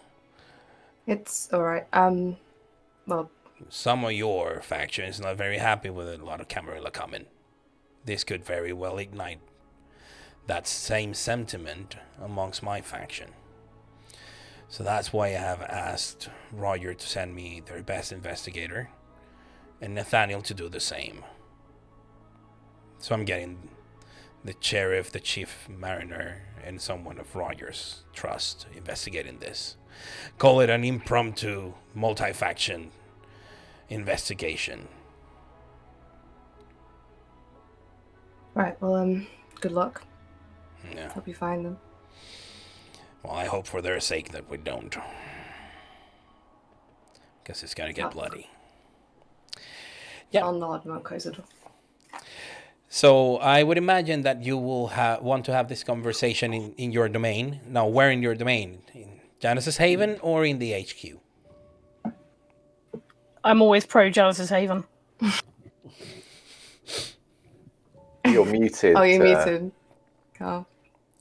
You are now. Yes, but obviously Matilda's driving, so it's entirely up to her, I imagine. I would imagine she would ask. So. Yeah, I should say. Well, I would have thought that we need them to be dropped off at the HQ. They'll be arriving there rather than at Yanis's. Yeah. Yes. Let's HQ it. Okay. So you're back at the HQ. You're in the upper floor, a big comfortable living room with a couple of couches and table. And what is it that you would like to discuss in the hour or two until midnight? Well, I will kind of open with as everybody's arrived. I will say, kick off my flip flops. While we were talking to the lovely Teach, I did have a bijou visionette of our guests who will be arriving. You had a what? You had another vision, Carl. A little tiny one, yes, of them. Right. And yes, I would say that we, surprisingly, Annie, the Malkavian might, and I look at Matilda and I say, Annie is someone that you might find you take exception to. There is possibly some friction that may occur between you and her. The Malkavian. Yes, I don't know. I'm merely telling you what I've seen, and as you know, my visions can be slightly cloudy. However, I thought I should tell you so that you were forewarned and therefore forearmed. I will try and anticipate this. What about the other people? Do you see Well, the anything other about people them? seem to be. Well, I had a vision of cricket when I saw Clarence for some reason. I don't know if he is a famous cricketer or. But anyway, No, I would have heard of him if he was a famous cricketer. Yeah, you probably He would. watches a lot of wouldn't you, cricket. if you're following. Do you mean he was dressed in white when you saw him? Yeah, perhaps it was. As I say, it was just that kind of feeling, that kind of heartiness that I had of him. He looked very odd for a gangrel, to be honest. Very suave and sophisticated, as opposed to bestial and generally reprehensible. I thank all our stars that we don't have to put any Nosferatu up, obviously, but Oscar, our new Tremere friend, Janus. Let's not get carried away, right? I think Oscar, although I sense him loathing and detesting your every molecule, it seems if we don't push him, will behave immaculately, which seems rather extraordinary to me, but that seems to be. Yeah, and what reason I has he was got to seeing. hate you? Yeah. That is a good question. He ain't never met you, have he? He has not met me, to my knowledge. But Janus will be aware of the Tremere Shemisk war because his sire. I know. Okay. I'll say Danik, the one who oversaw my change. He is old indeed and knows from the one that made him. There is old history between our clans.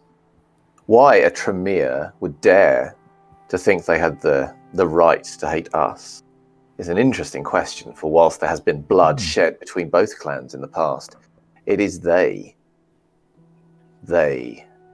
who committed the gravest of crimes and took things that were sacred to us and our blood and twisted and perverted them for their own selfish gain. Interesting. Well, I see it personally as kind of the magic circle, being a closed shop, stage magicians, and when people like David Blaine turn up, then they get rather annoyed with them. It's that kind of thing, really, isn't it? No, not really, Carl. I would not compare anything that I do to a stage magician. I find the idea. Oh, it's all offensive. mumbo jumbo, really, though, isn't it? Do you think the vision that you had is mumbo jumbo? I have no idea. I see it as a great gift, and I thank you for sharing it with us. I think. Is there anything else from that? Any other impressions that you had? Any other message that you received? What about the fourth one, the Ventru? I didn't get that good a picture of the Ventru. I was expecting her to be trouble, but I don't know. So you are saying that this gangrel, this what was his name? Clarence. Clarence. This gangrel is civilized. Seems to be. And that this Annie, I think. Annie, yes, the Malkavian. Is going to be trouble. Maybe. There will be some friction. If I may put on my Mystic Meg hat, there may be some friction. Please do. Between Annie and Matilda. I see it in the future, in the TV. What sort of friction? What was it? Well, I hope it's not that kind of friction. Thank you, Nanj. Oh, what I meant. I just meant, was it going to be violent? Is what I meant. I don't know. How? It is a difficult thing. How clear are your visions normally? Do you see things happen in scenes in front of you, or is it just vibes? It depends. Sometimes I see us standing in a field, looking up at the night sky, the stars above us. Us, specifically us four. Us four, yeah. Has happened. It's nice. But to my But in this memory, case, we haven't I ever suppose done that. I was guilty of trying to force some sort of sight, and those visions tend to be weaker than the ones that simply come to me out of the blue. Yes, that makes sense. The power of my blood, I always put it down to my family's blood. One of my forebears was a famed visionary. So there we go. Speaking of your family, where's your sister? Well, my sister's Richard picked her up, didn't he? Yes. the No, mariner. he picked her up, didn't he? Yeah, she was. That's what he told me when he was driving us here. Yes, and Carl will know that from from Elysium, she would be picked by a mariner autarkies. Well, actually, by a couple of ghouls from a mariner, and he will be put into autarkies territory near your haven in the Old Vic. But in one of the nearby hotels, she's going to be shown every courtesy, and she will have around the clock both mortal and sort of ghoul and kindred supervision for the duration of her stay while her paperwork is sorted. Well, it's not that she's a bit of a workaholic. My only worry is that she might plot against me, obviously. But beyond that, I'll want to be keeping an eye on her. So. But she's going out of the city, right? Within as soon as your friends can arrange safe passage and an alternative identity, that is. Well, it depends how comfortable you want to be, but I could get right. You can't put ghouls in another box. That just doesn't happen. That kills them, Nanj. Don't do that. It's my sister. This is just a pattern, Nanj. I'm just saying. I know what you're saying, but it's not going to work. She's not going to survive the ordeal, so I'd rather you didn't. It seems the matter of your sister has been resolved. It does. It does. It's a weight off my mind, although the sooner she's out of the city, the better, just because of, antipathy, shall we say. Well, what then are we going to do about the other four? State of affairs. Well, yes, 4 of them. They are a match in number, at least, for us. And they will likely know each other already. They will. They may well attempt to recruit me so that it is 5 against 3 as they are members of the Camarilla. This is something I can see happening. Well, I mean, we're all operating the assumption that they like each other. They might not even be particularly... No, that is true. they're free to recruit you, right? But if they kick off, I'm still going to kill them, aren't we? Then you're going to put them in a box. I understand. I'm not going to put them in a box. Abundantly clear. I'm going to put them down. Put them down? That's what we're meant to do, right? Why waste a box Torpor if was they've already mentioned released rather your than... vitality? Torpor was mentioned rather than final death, to be honest. Yeah, they're by not final Teach. death in the Nanj. Well, it will depend on the nature of depends their on what behaviour. Right. If they're Depends breaking what hospitality, you don't just let that pass. I believe that Teach is understating the risk of bringing this many into a city that is already full. We will have to be vigilant.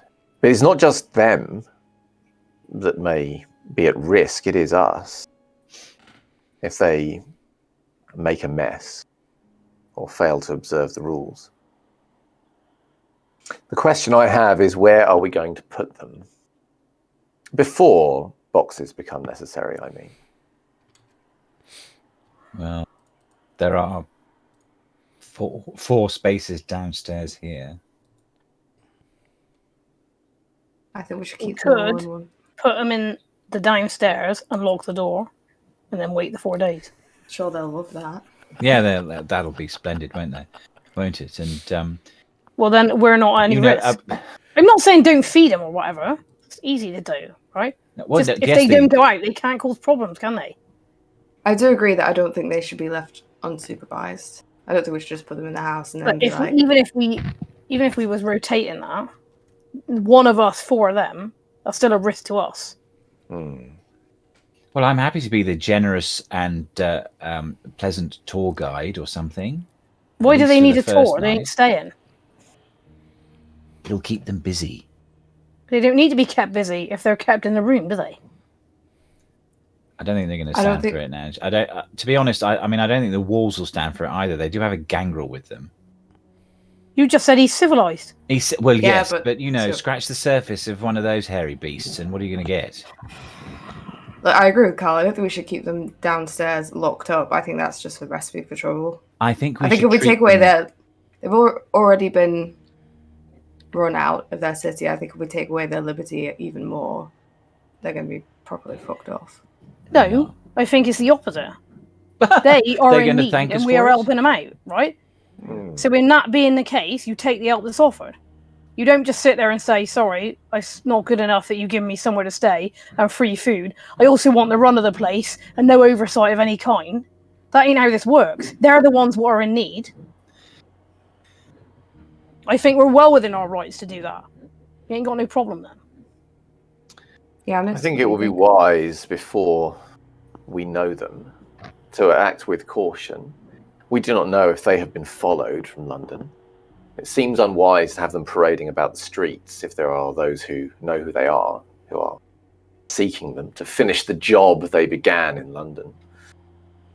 Besides, they're Camarilla, we right? do That means have- they're used to being told what to do. we still have a large collection of costumes and stage makeup. If we want to disguise them in any way, Yeah.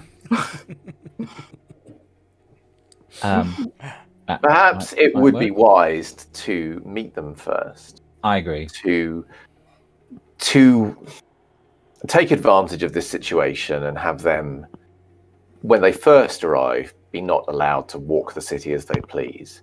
And then when we are satisfied that they are capable to do so without endangering the city, then perhaps we might do as Carl and Matilda suggest. By me, I'd like to ascertain whether, well, I mean, if there's going to be trouble with the Malkavian, then best get it over and done with earlier rather than later, so I'm not worrying about it. Well, I mean, I reckon Okay. there's a problem coming brewing here, right? The least we know about them, the better. We don't ask them questions, we don't tell them stuff about ourselves. Yeah, everybody wins. The more we engage with them and interact with them, the more they find out about us. And if they ain't staying, there ain't no point. well, they might be good company though, Nance. You never know. Who cares if they ain't staying? Don't matter none. Meeting people, I do so love meeting people. Well, I'm sure, Carl, you will be well able to get to know these visitors. My object is to keep them entertained for as long as they're with us, so that they don't go and do something that we'll all regret. Which they wouldn't do if they was locked up downstairs. I'm saying it again. I know, if they was in a box, that would be fine, but we're not going to put them in boxes. We're not putting them in. I don't We're just understand why not. you don't want to take the most direct route to resolution. Because it's... Oh my gosh, you're opening up a can of worms. If you put them in a box, everyone's going to ask questions. I When they're didn't out say of the put them in they a can- box. I said lock them up downstairs. They can walk around in that room. We can send the food in. How big come is back that out room? afterwards. Like 4 meters by 4 meters? It's not very Whatever, big. it's a man. few days. They're dead. They probably Right, are well, no, worse shape. give it a... All right, no, I agree. We'll give it a few days. We see what they're like. I think we're going to have to talk to them. We don't necessarily have to give information about themselves. I don't want to give information about myself, but I think we need to talk to them enough to ascertain whether they are agreeable and can We be will taken. need to introduce ourselves such that they know who we are and who holds domain here. But I am more than happy to allow those of you that wish to speak to them, especially Oscar. It seems the vision you have received, Carl, is suggesting that I do not have much to do with him.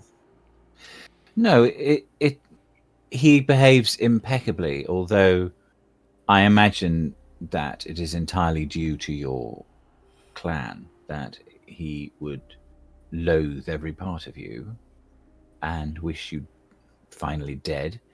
But he will do nothing about it. I imagine that this is because he respects domain. We shall see.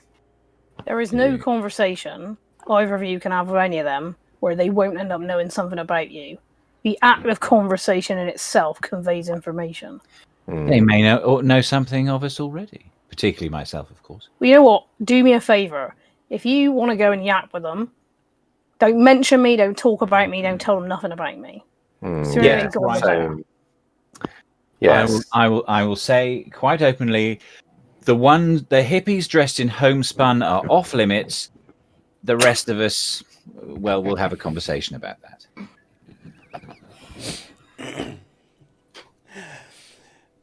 Don't ask me to go after them if they go running off, just because the two of you wanted to make nice with them. No, we're not going to keep the door open. We're not going to be like, if they cause trouble, it will be our responsibility to deal with it. And it will be, and you know we'll end up doing it. You know we'll end up doing it, Jan. It'll be me, because that's my skill set, and it will be their mess I'm tidying up. And furthermore, Nanj, you will enjoy every second of it, as you always do. Well, that's where you're wrong. You know what I could be doing if I wasn't chasing after them because you want to be their mates? I could be putting other people in boxes. Putting people in boxes. It's your new thing, isn't it? It's not new. I've done it for years. What do you mean what happened to me last night? Or did you go and sleep in a box factory or something? You seem to be very keen on this now. No. What makes you say that? Nothing. Just boxes.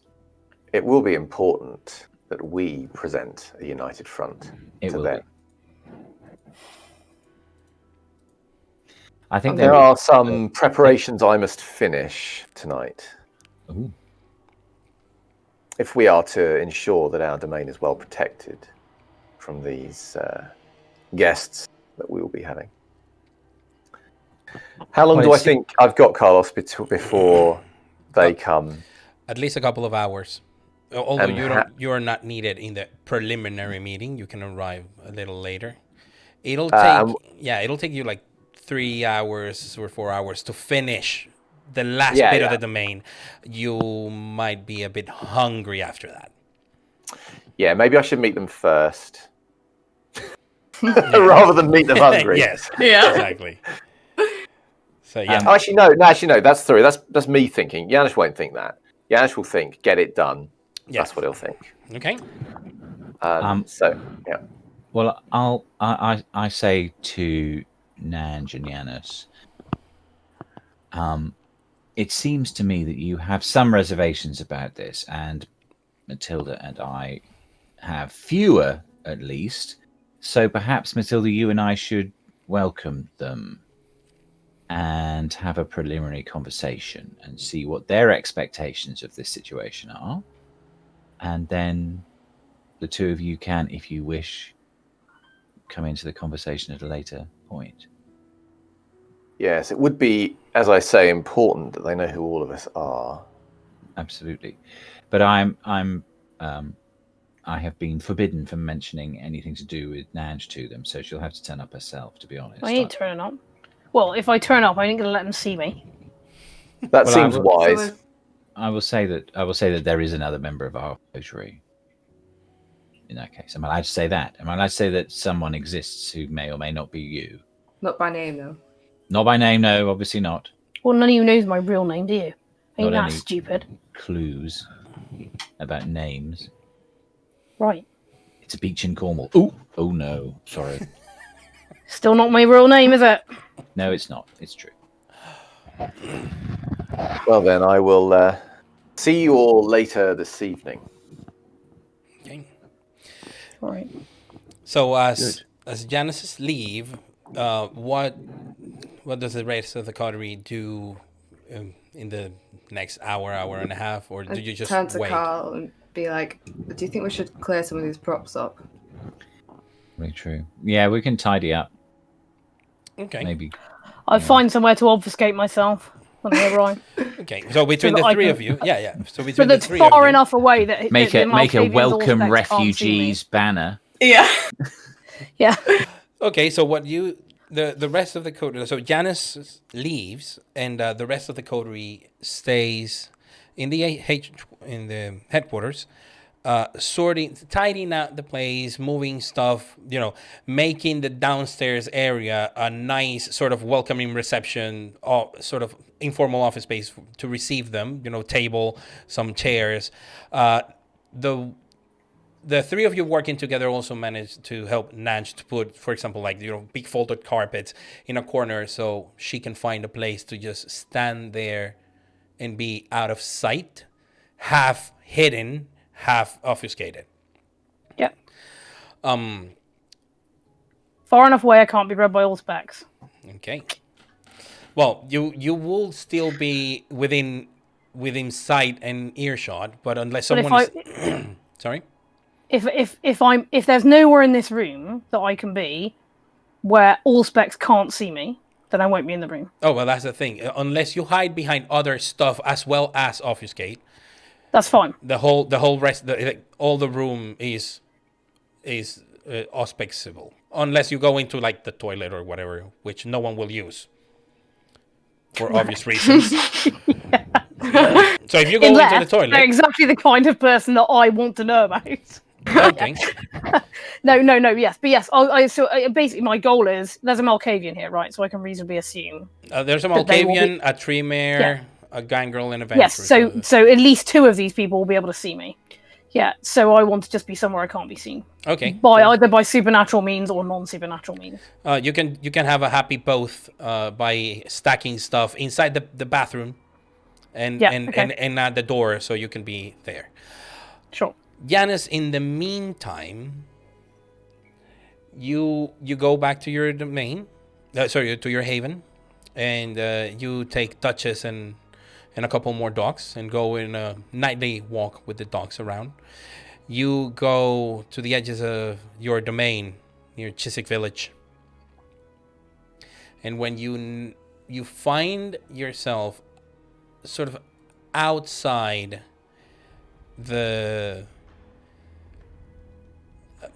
out of sight. That's what I'm trying to say very badly. When you find yourself out of sight in what you know, because Janus knows what are the exact boundaries of his domain. He has been very meticulous. And in that slightly wooded area, he opens his wrists and lets his blood fall. And he has been doing this for a while now, over the course of the last few months. He has been very slowly, every night, perhaps, just a little bit, walking around the outer edge of the domain as he lets his blood drip to the ground.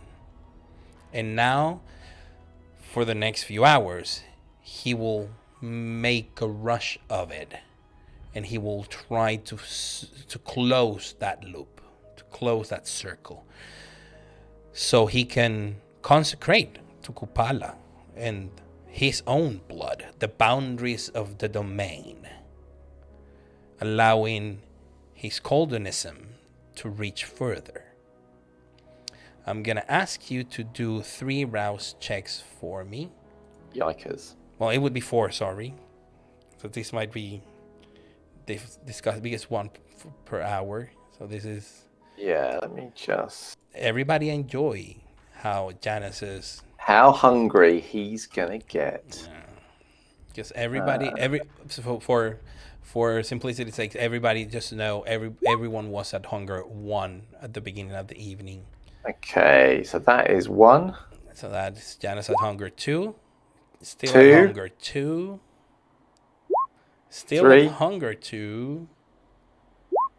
Hunger 3, which makes sense. So by the time you finish, you find yourself being a little bit more than peckish. Also risking the possibility of being hunger for the following evening. But before we go there, let's go back to midnight. At around midnight, Carl and Nangel received a text from a guy called, they call him Law. Low, but it's because he goes by Lawrence. As a normal autarkies, they rarely give you their real name. And Law sends a message. He's a mariner. Nigel would know, saying, "I'm here with the guests." Looks like Law's outside. I shall go to the door and open it. I'll hide in my hidey hole. Okay. Okay. You see all four people getting out of a car. They were a little packed. So from the passenger seat, this woman comes out in her mid-40s. Carl would recognize her vaguely from his vision as the Ventru, Laura. Was there any specific things that I can't remember that I saw about her? That's the one I got. Really. She was kind of really difficult to see like that, and you have found it that some Ventru on occasion are kind of difficult to read using those type of the types of power that you have around your premonitions and things like that. It's difficult to see through them. It's like as if their stoicism and their that sort of iron will translates into not being able to, like, no one being able to see more. Well, my heightened senses are up. I will avoid the headlights of the car, obviously, but mainly for the purposes of insight into how they're feeling about everything that's going on. But I shall say, welcome, guests. You must be tired after your journey. Do come in. Thank you for allowing us in. And she just walks as you hold the door. Yeah, I shall say, Laura, you are welcome. Thank you. And then everybody comes out. The man you know to be Clarence is dressed very smartly and comes out. Sort of smart casual, but you would realize it's just like Car. It's the kind of clothing that when you get close, you go like, yeah, that's expensive, that's good, that's tailor-made. And he is just normal trousers, a shirt, and a jumper. It looks and a simple coat, but he has it on his arm. I shall say, Clarence, my felicitations that someone that has been through something so difficult should look so good on it. I appreciate your kind words. May I come in? Of course. Thank you. Then you see such a shy little thing. She is looking everywhere, and she just points to all go in. Annie, you are welcome. Oh. I would say to you, don't worry, but I don't think that would do any good. But let me let you know at least that perhaps your worries may be assuaged here, that there will be some refuge for you. Thank you. It's not that I'm very worried. I've just been scared. Understood. Thank you. And your words reassure her, and she goes in. And last but not least, the man that you know to be Oscar. He presents himself. Thank you for allowing us into your care and into your domain. I am Oscar, third circle of the pyramid. Understood. I am Cal de Toro, and I am at your service. Clan Toreador. But you are all welcome here, and you are refugees, and I'm sure that you would do no less if the situations were reversed. Please come in, go upstairs and relax. We have a comfortable room up there. And I'll follow them upstairs. Everybody goes in, and Matilda, I would assume, is waiting. Yeah, I'm upstairs, so as they come in, I'm probably just like leaning against a wall, and I'll give them a sort of nod. If it's Annie that I'm supposed to be a little bit possessive. She's the You one will that see. Carl was like, I might just sort of slightly less of an enthusiastic smile, but like I'll still welcome them and encourage them all to sit down. They will sit down in the couches, and the only one who's not sitting initially is Annie. She finds a comfortable corner to try to hide herself in, but of course she's in plain sight. She's just like in a corner.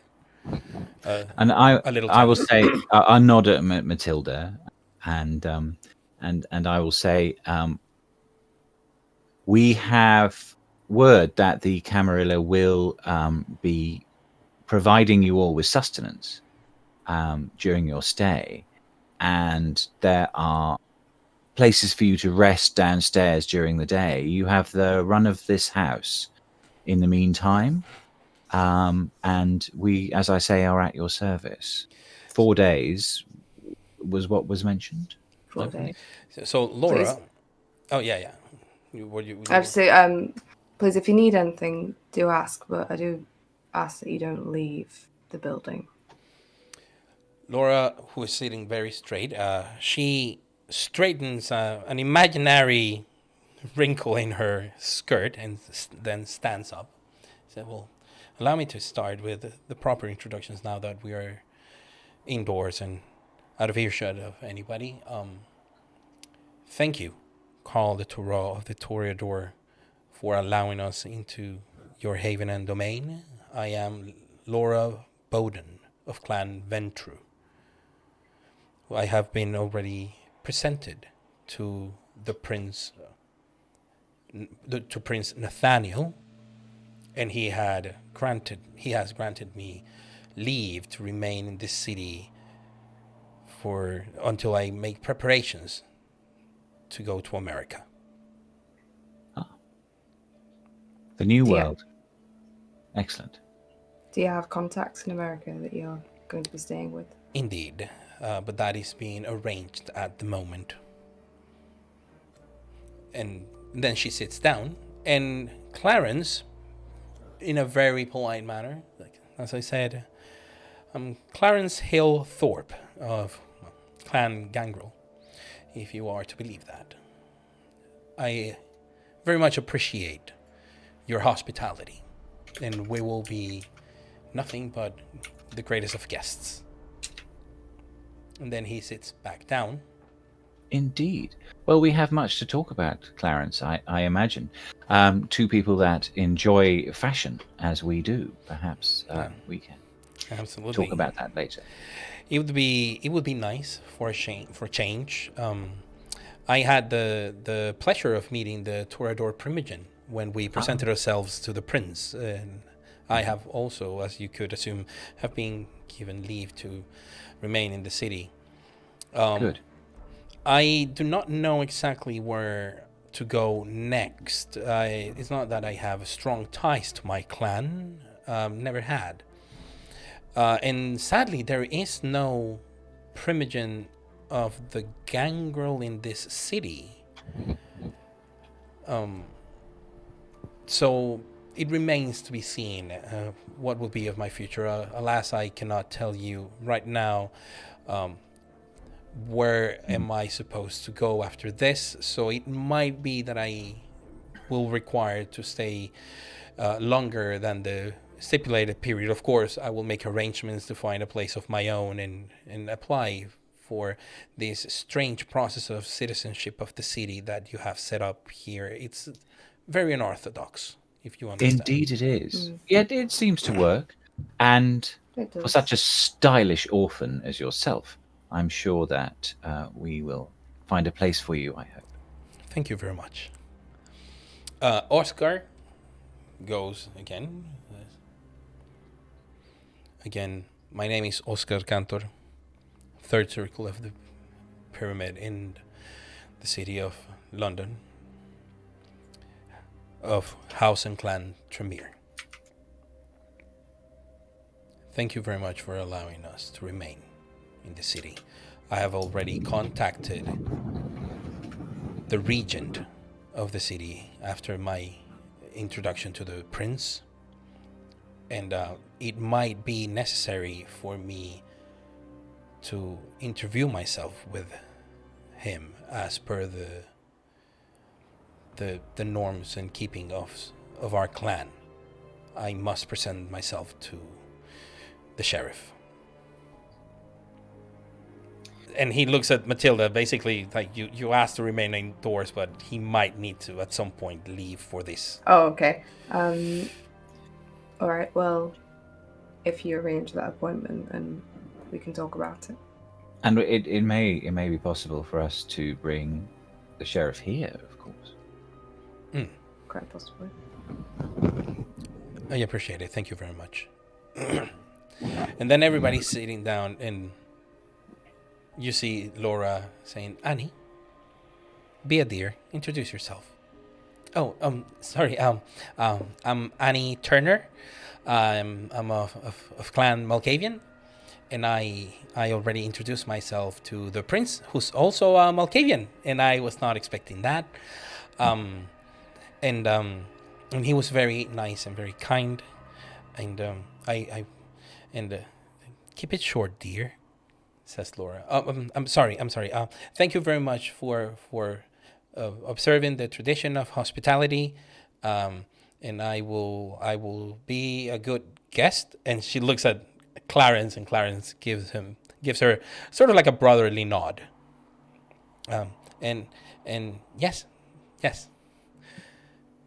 I will say it is a wonder to meet one of your clan. As always, I always enjoy the company of Malkavians. Indeed, our lawmaster in this city is a Malkavian, and It's very popular. he's an excellent friend, of course. Oh, the Herald, yeah. Sorry, the Herald. And his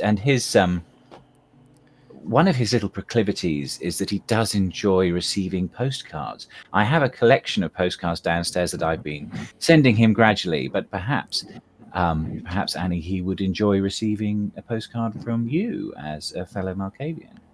Oh, yes. So what's a herald? What do they do? Oh, I'm sorry, and I think you said your name was Carl de Carl de Toro? Yes. Toro. You say it how you like. That is absolutely fine. Is Carl okay? Carl is absolutely wonderful. Thank you. That is, yes. If you wish to call me Carl Frédéric Saint-Jacques de Toro, you can, but Carl will suffice. Thank you, Carl. And you are, and she looks at you. I'll say, my name is Matilda Wells. It's very nice to have you here. They are like, the look on their faces say, "Oh, not this shit again." Like, it's like, okay, you just told us your name. Oh, that's fine. And thank you, Matilda Wells of Clan Venture. Laura sort of slightly smiles for a second. Indeed. But did you? Sorry, go ahead. Have you had? Would you have me secure an audience with our primogen? I don't think that's something I can do. I'm sorry. I'm not Camarilla. The look on her face, like everybody's face is very like, what? This is weird. But the look on her face is like, excuse me? Oh, yes. Do you happen to work for this library? Sometimes have people in secondment there? No, I don't. Is that a problem? No, no, absolutely not. I'm sure my friend Carl here, who is Camarilla, perhaps he can help you secure an audience? When the Of time is course, right? I am at your disposal, dear lady. This coterie is rather unusual in that we do have 4 members, but each of us is from a different faction. There are various of these coteries in the city, and it fell to us to take in the refugees. So therefore, that is why we are here. We have one member of the library, at least someone under secondment to them, a member of the Autarchis. I don't know if you know them, a small faction. And myself and So our you are anarch. anarch. Like now, like Laura loses her composure just for a second, and then she realizes that. Yes. Glad to make your acquaintance, Miss Wells. Very nice to meet you as well. If there is anything we can do for you, please let us know. Did you all know each other beforehand? Clarence says, "Well, Laura and I did. I have seen Oscar on occasion, but the Tremere tend to keep to themselves, and they like it that way. And Oscar doesn't take any insult on this. He's like, it's true. Basically, she shrugs. It's like, yeah. And this little mouse here, she's actually one of the fledglings of the city. She was introduced to us tonight. But we do, well, at least Laura did know her grandsire.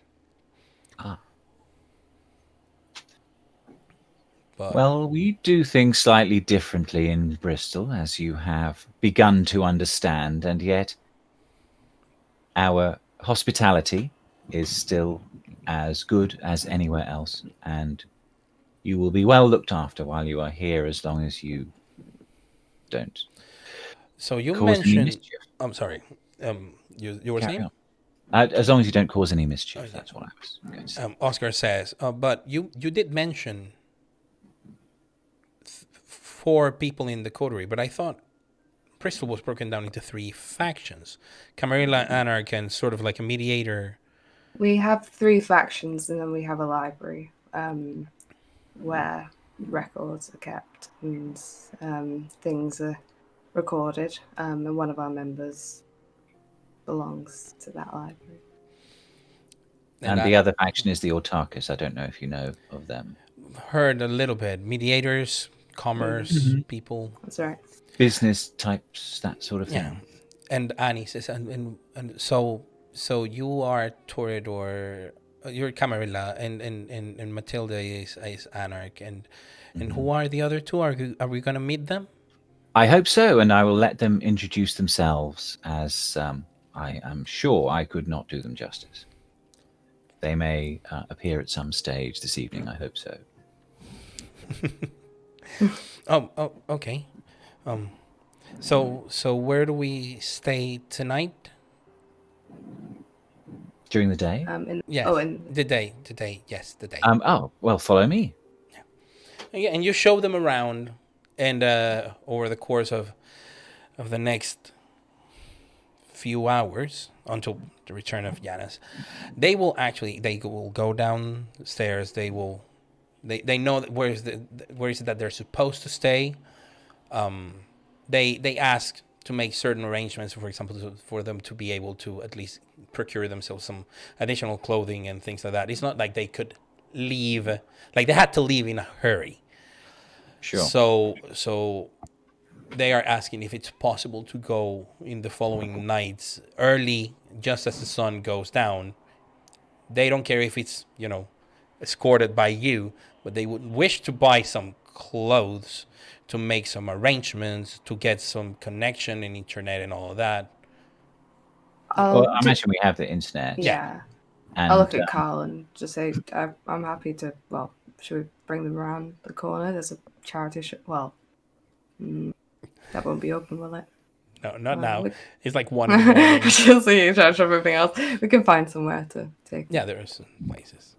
Yeah. Nan Giselle, what do you do after they leave the upper floor and go to the ground, to the basement? I leave the house. Okay. Go and find Jan. Okay. You don't find him straight Okay. away because you go to his domain and he's nowhere to be seen. Okay. You talk to Evelina, which is very sleepy, very, very sleepy. But she tells you that Janus, if he didn't say anything, he will probably show up at some point.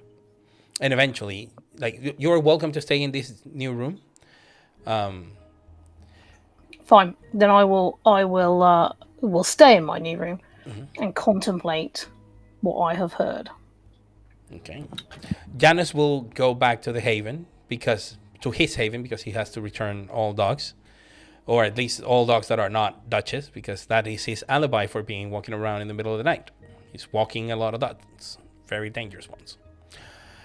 So you two will meet at Janus's haven. Okay. I'll say they've arrived. What do you think of them, Andazal? Now that you have seen them. I think that they'll cause trouble if they get the chance. They don't like that Matty isn't in the Camarilla. Of course they wouldn't, would they? No. They don't like that 3 of us aren't. I mean, all right, they sucked it up while we were sat there. But I don't think that's a thing you sit on, is it? Turns out they sort of know each other, apart from one of them. And, well, it's of course assuming anything that came out of their mouths was the truth. Yes. Which one do you believe might be unconnected to the others? Well, the Malkavian, they said she was a fledgling. They said they just met her that night. The rest of them knew each other. Then he said something about her grandsire, who they intimated was dead. Didn't say who it was. Seems like they were hearing a lot of stuff off Carl and Matty. What surprised them. What they weren't happy about. But, fairness, they mentioned that 2 of us were about. Didn't mention us by name or clan or nothing like that. Did they? Did Carl and Matilda make it clear about their position as guests and ours as host? Did they agree? Did they understand their position and their responsibilities and their rights here, do you think? It's tough to say. They got told they weren't to leave. But beyond that, you know what the Camarilla are like. They wave around the word hospitality without necessarily understanding exactly what it means. Yes. Well, I should introduce myself then and make sure they are clear on such things. Seems Lest they get sensible. any foolish ideas into their heads. Well, I'll come with you. In case they kicks off. Seemed like it might have been on the verge of that earlier. Luckily, you didn't have to step in. Well, it is good that you were vigilant, Nanjazal. I imagine you will have to be for some time longer. I agree. Oh, and I think of it. The Ventru's going off to America. That's plans in motion. One of them might be staying there for longer, so we might have to go back to teach and talk about the cost of that. Which one? The Gangrel. Apparently, good. he might have to stay or something. Malkavian had no plans, of course. Of course, he's speaking the truth. She doesn't know no one. I think that means he's going to stick around a similar amount of time. Oh, and your Tremere? He said he was in something called the Third Circle. I don't know what that means. Does it mean anything to you? It doesn't matter what he professes to be. It is a profane circle of any description. Well, he's going off to see the Regent, so he might stay here too. So, for now, at least, they are under our protection. For now. All right. Well, I suppose they've had the fluffy introduction, haven't they? Let's go and speak to them ourselves now. Yes. Let's go and do that, Nanjazal. Okay. So, what are you two guys doing? You're taking your Nanjasel and We're gonna go to the HQ, I think, aren't okay, we? so Yeah. so you make your way back to the HQ. In the meantime, you find that the guests are like walking up and down the stairs between the common area and the sort of rooms. And then they make themselves comfortable in the common area because basically there's nothing else to do tonight other than sit tight, and then when the sun goes up, to be Well, on their way to sleep. when they're walking between the two areas, I mean, I'd like to just ask Clarence and Annie. I think might be interested. Laura probably not. I'll just get them into the front room where the costumes are, and I'll say, well, you said you wanted some clothes, and we have some very interesting things here. I mean, not necessarily for outdoor wear, but if you'd like to borrow any of these very interesting costumes that we had borrowed, I mean, some of the styles are. I mean, this we have 18th century suits. We have something that might very much interesting you, the kind of the Beau Brummel look for Clarence here. But Annie, if you're interested in anything slightly wacky or interesting, then we have a few things around. Like, look at this. This was from a production of Midsummer Night's Dream, which I think this was Mustard Seed's costume, one of the fairies you might like to have. And she is fascinated by all this. Clarence, of course, he says, "Well, I really appreciate it. I will definitely take into consideration grabbing something more modern before we go to buy some stuff. I've never been much of a scenic arts kind of person. I was actually a cricketer and a rower back in excellent my alma mater, but I do have an appreciation for the scenic arts. You are most kind. Of course, there is an art to hitting leather with willow. Indeed, there is. Annie is looking at an old dress. You might think like something like a, I don't know, 16th, 17th century. So when you were talking about Midsummer Night's Dream, but not one of the fairies' costume. It's just a normal maiden costume. Like, she says, "This is so pretty. Would you like to try it on?" Yes, please, yes. And she goes into the sort of half, like the bathroom that you have downstairs, that oddly has a lot of things in the way, because someone might have been hiding there, but there's no one. Okay, so that's good. She changes into this dress, and she comes out, and she looks like a maiden from the era. And as she looks at you and smiles, she looks at your eyes and you look at hers, and you can see her, but not with that dress. Well, I mean, she's wearing that dress now, but what you're seeing is not her now, and you know it's not in the past, because that's not how your gift works. You see her in the future, and her pushing Matilda hard to one side.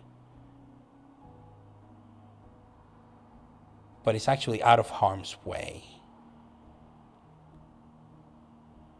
But you don't understand, because she ends up hurting Matilda by pushing her, perhaps preventing a greater harm to befall her. Because then you see fire, and Annie is lost in them.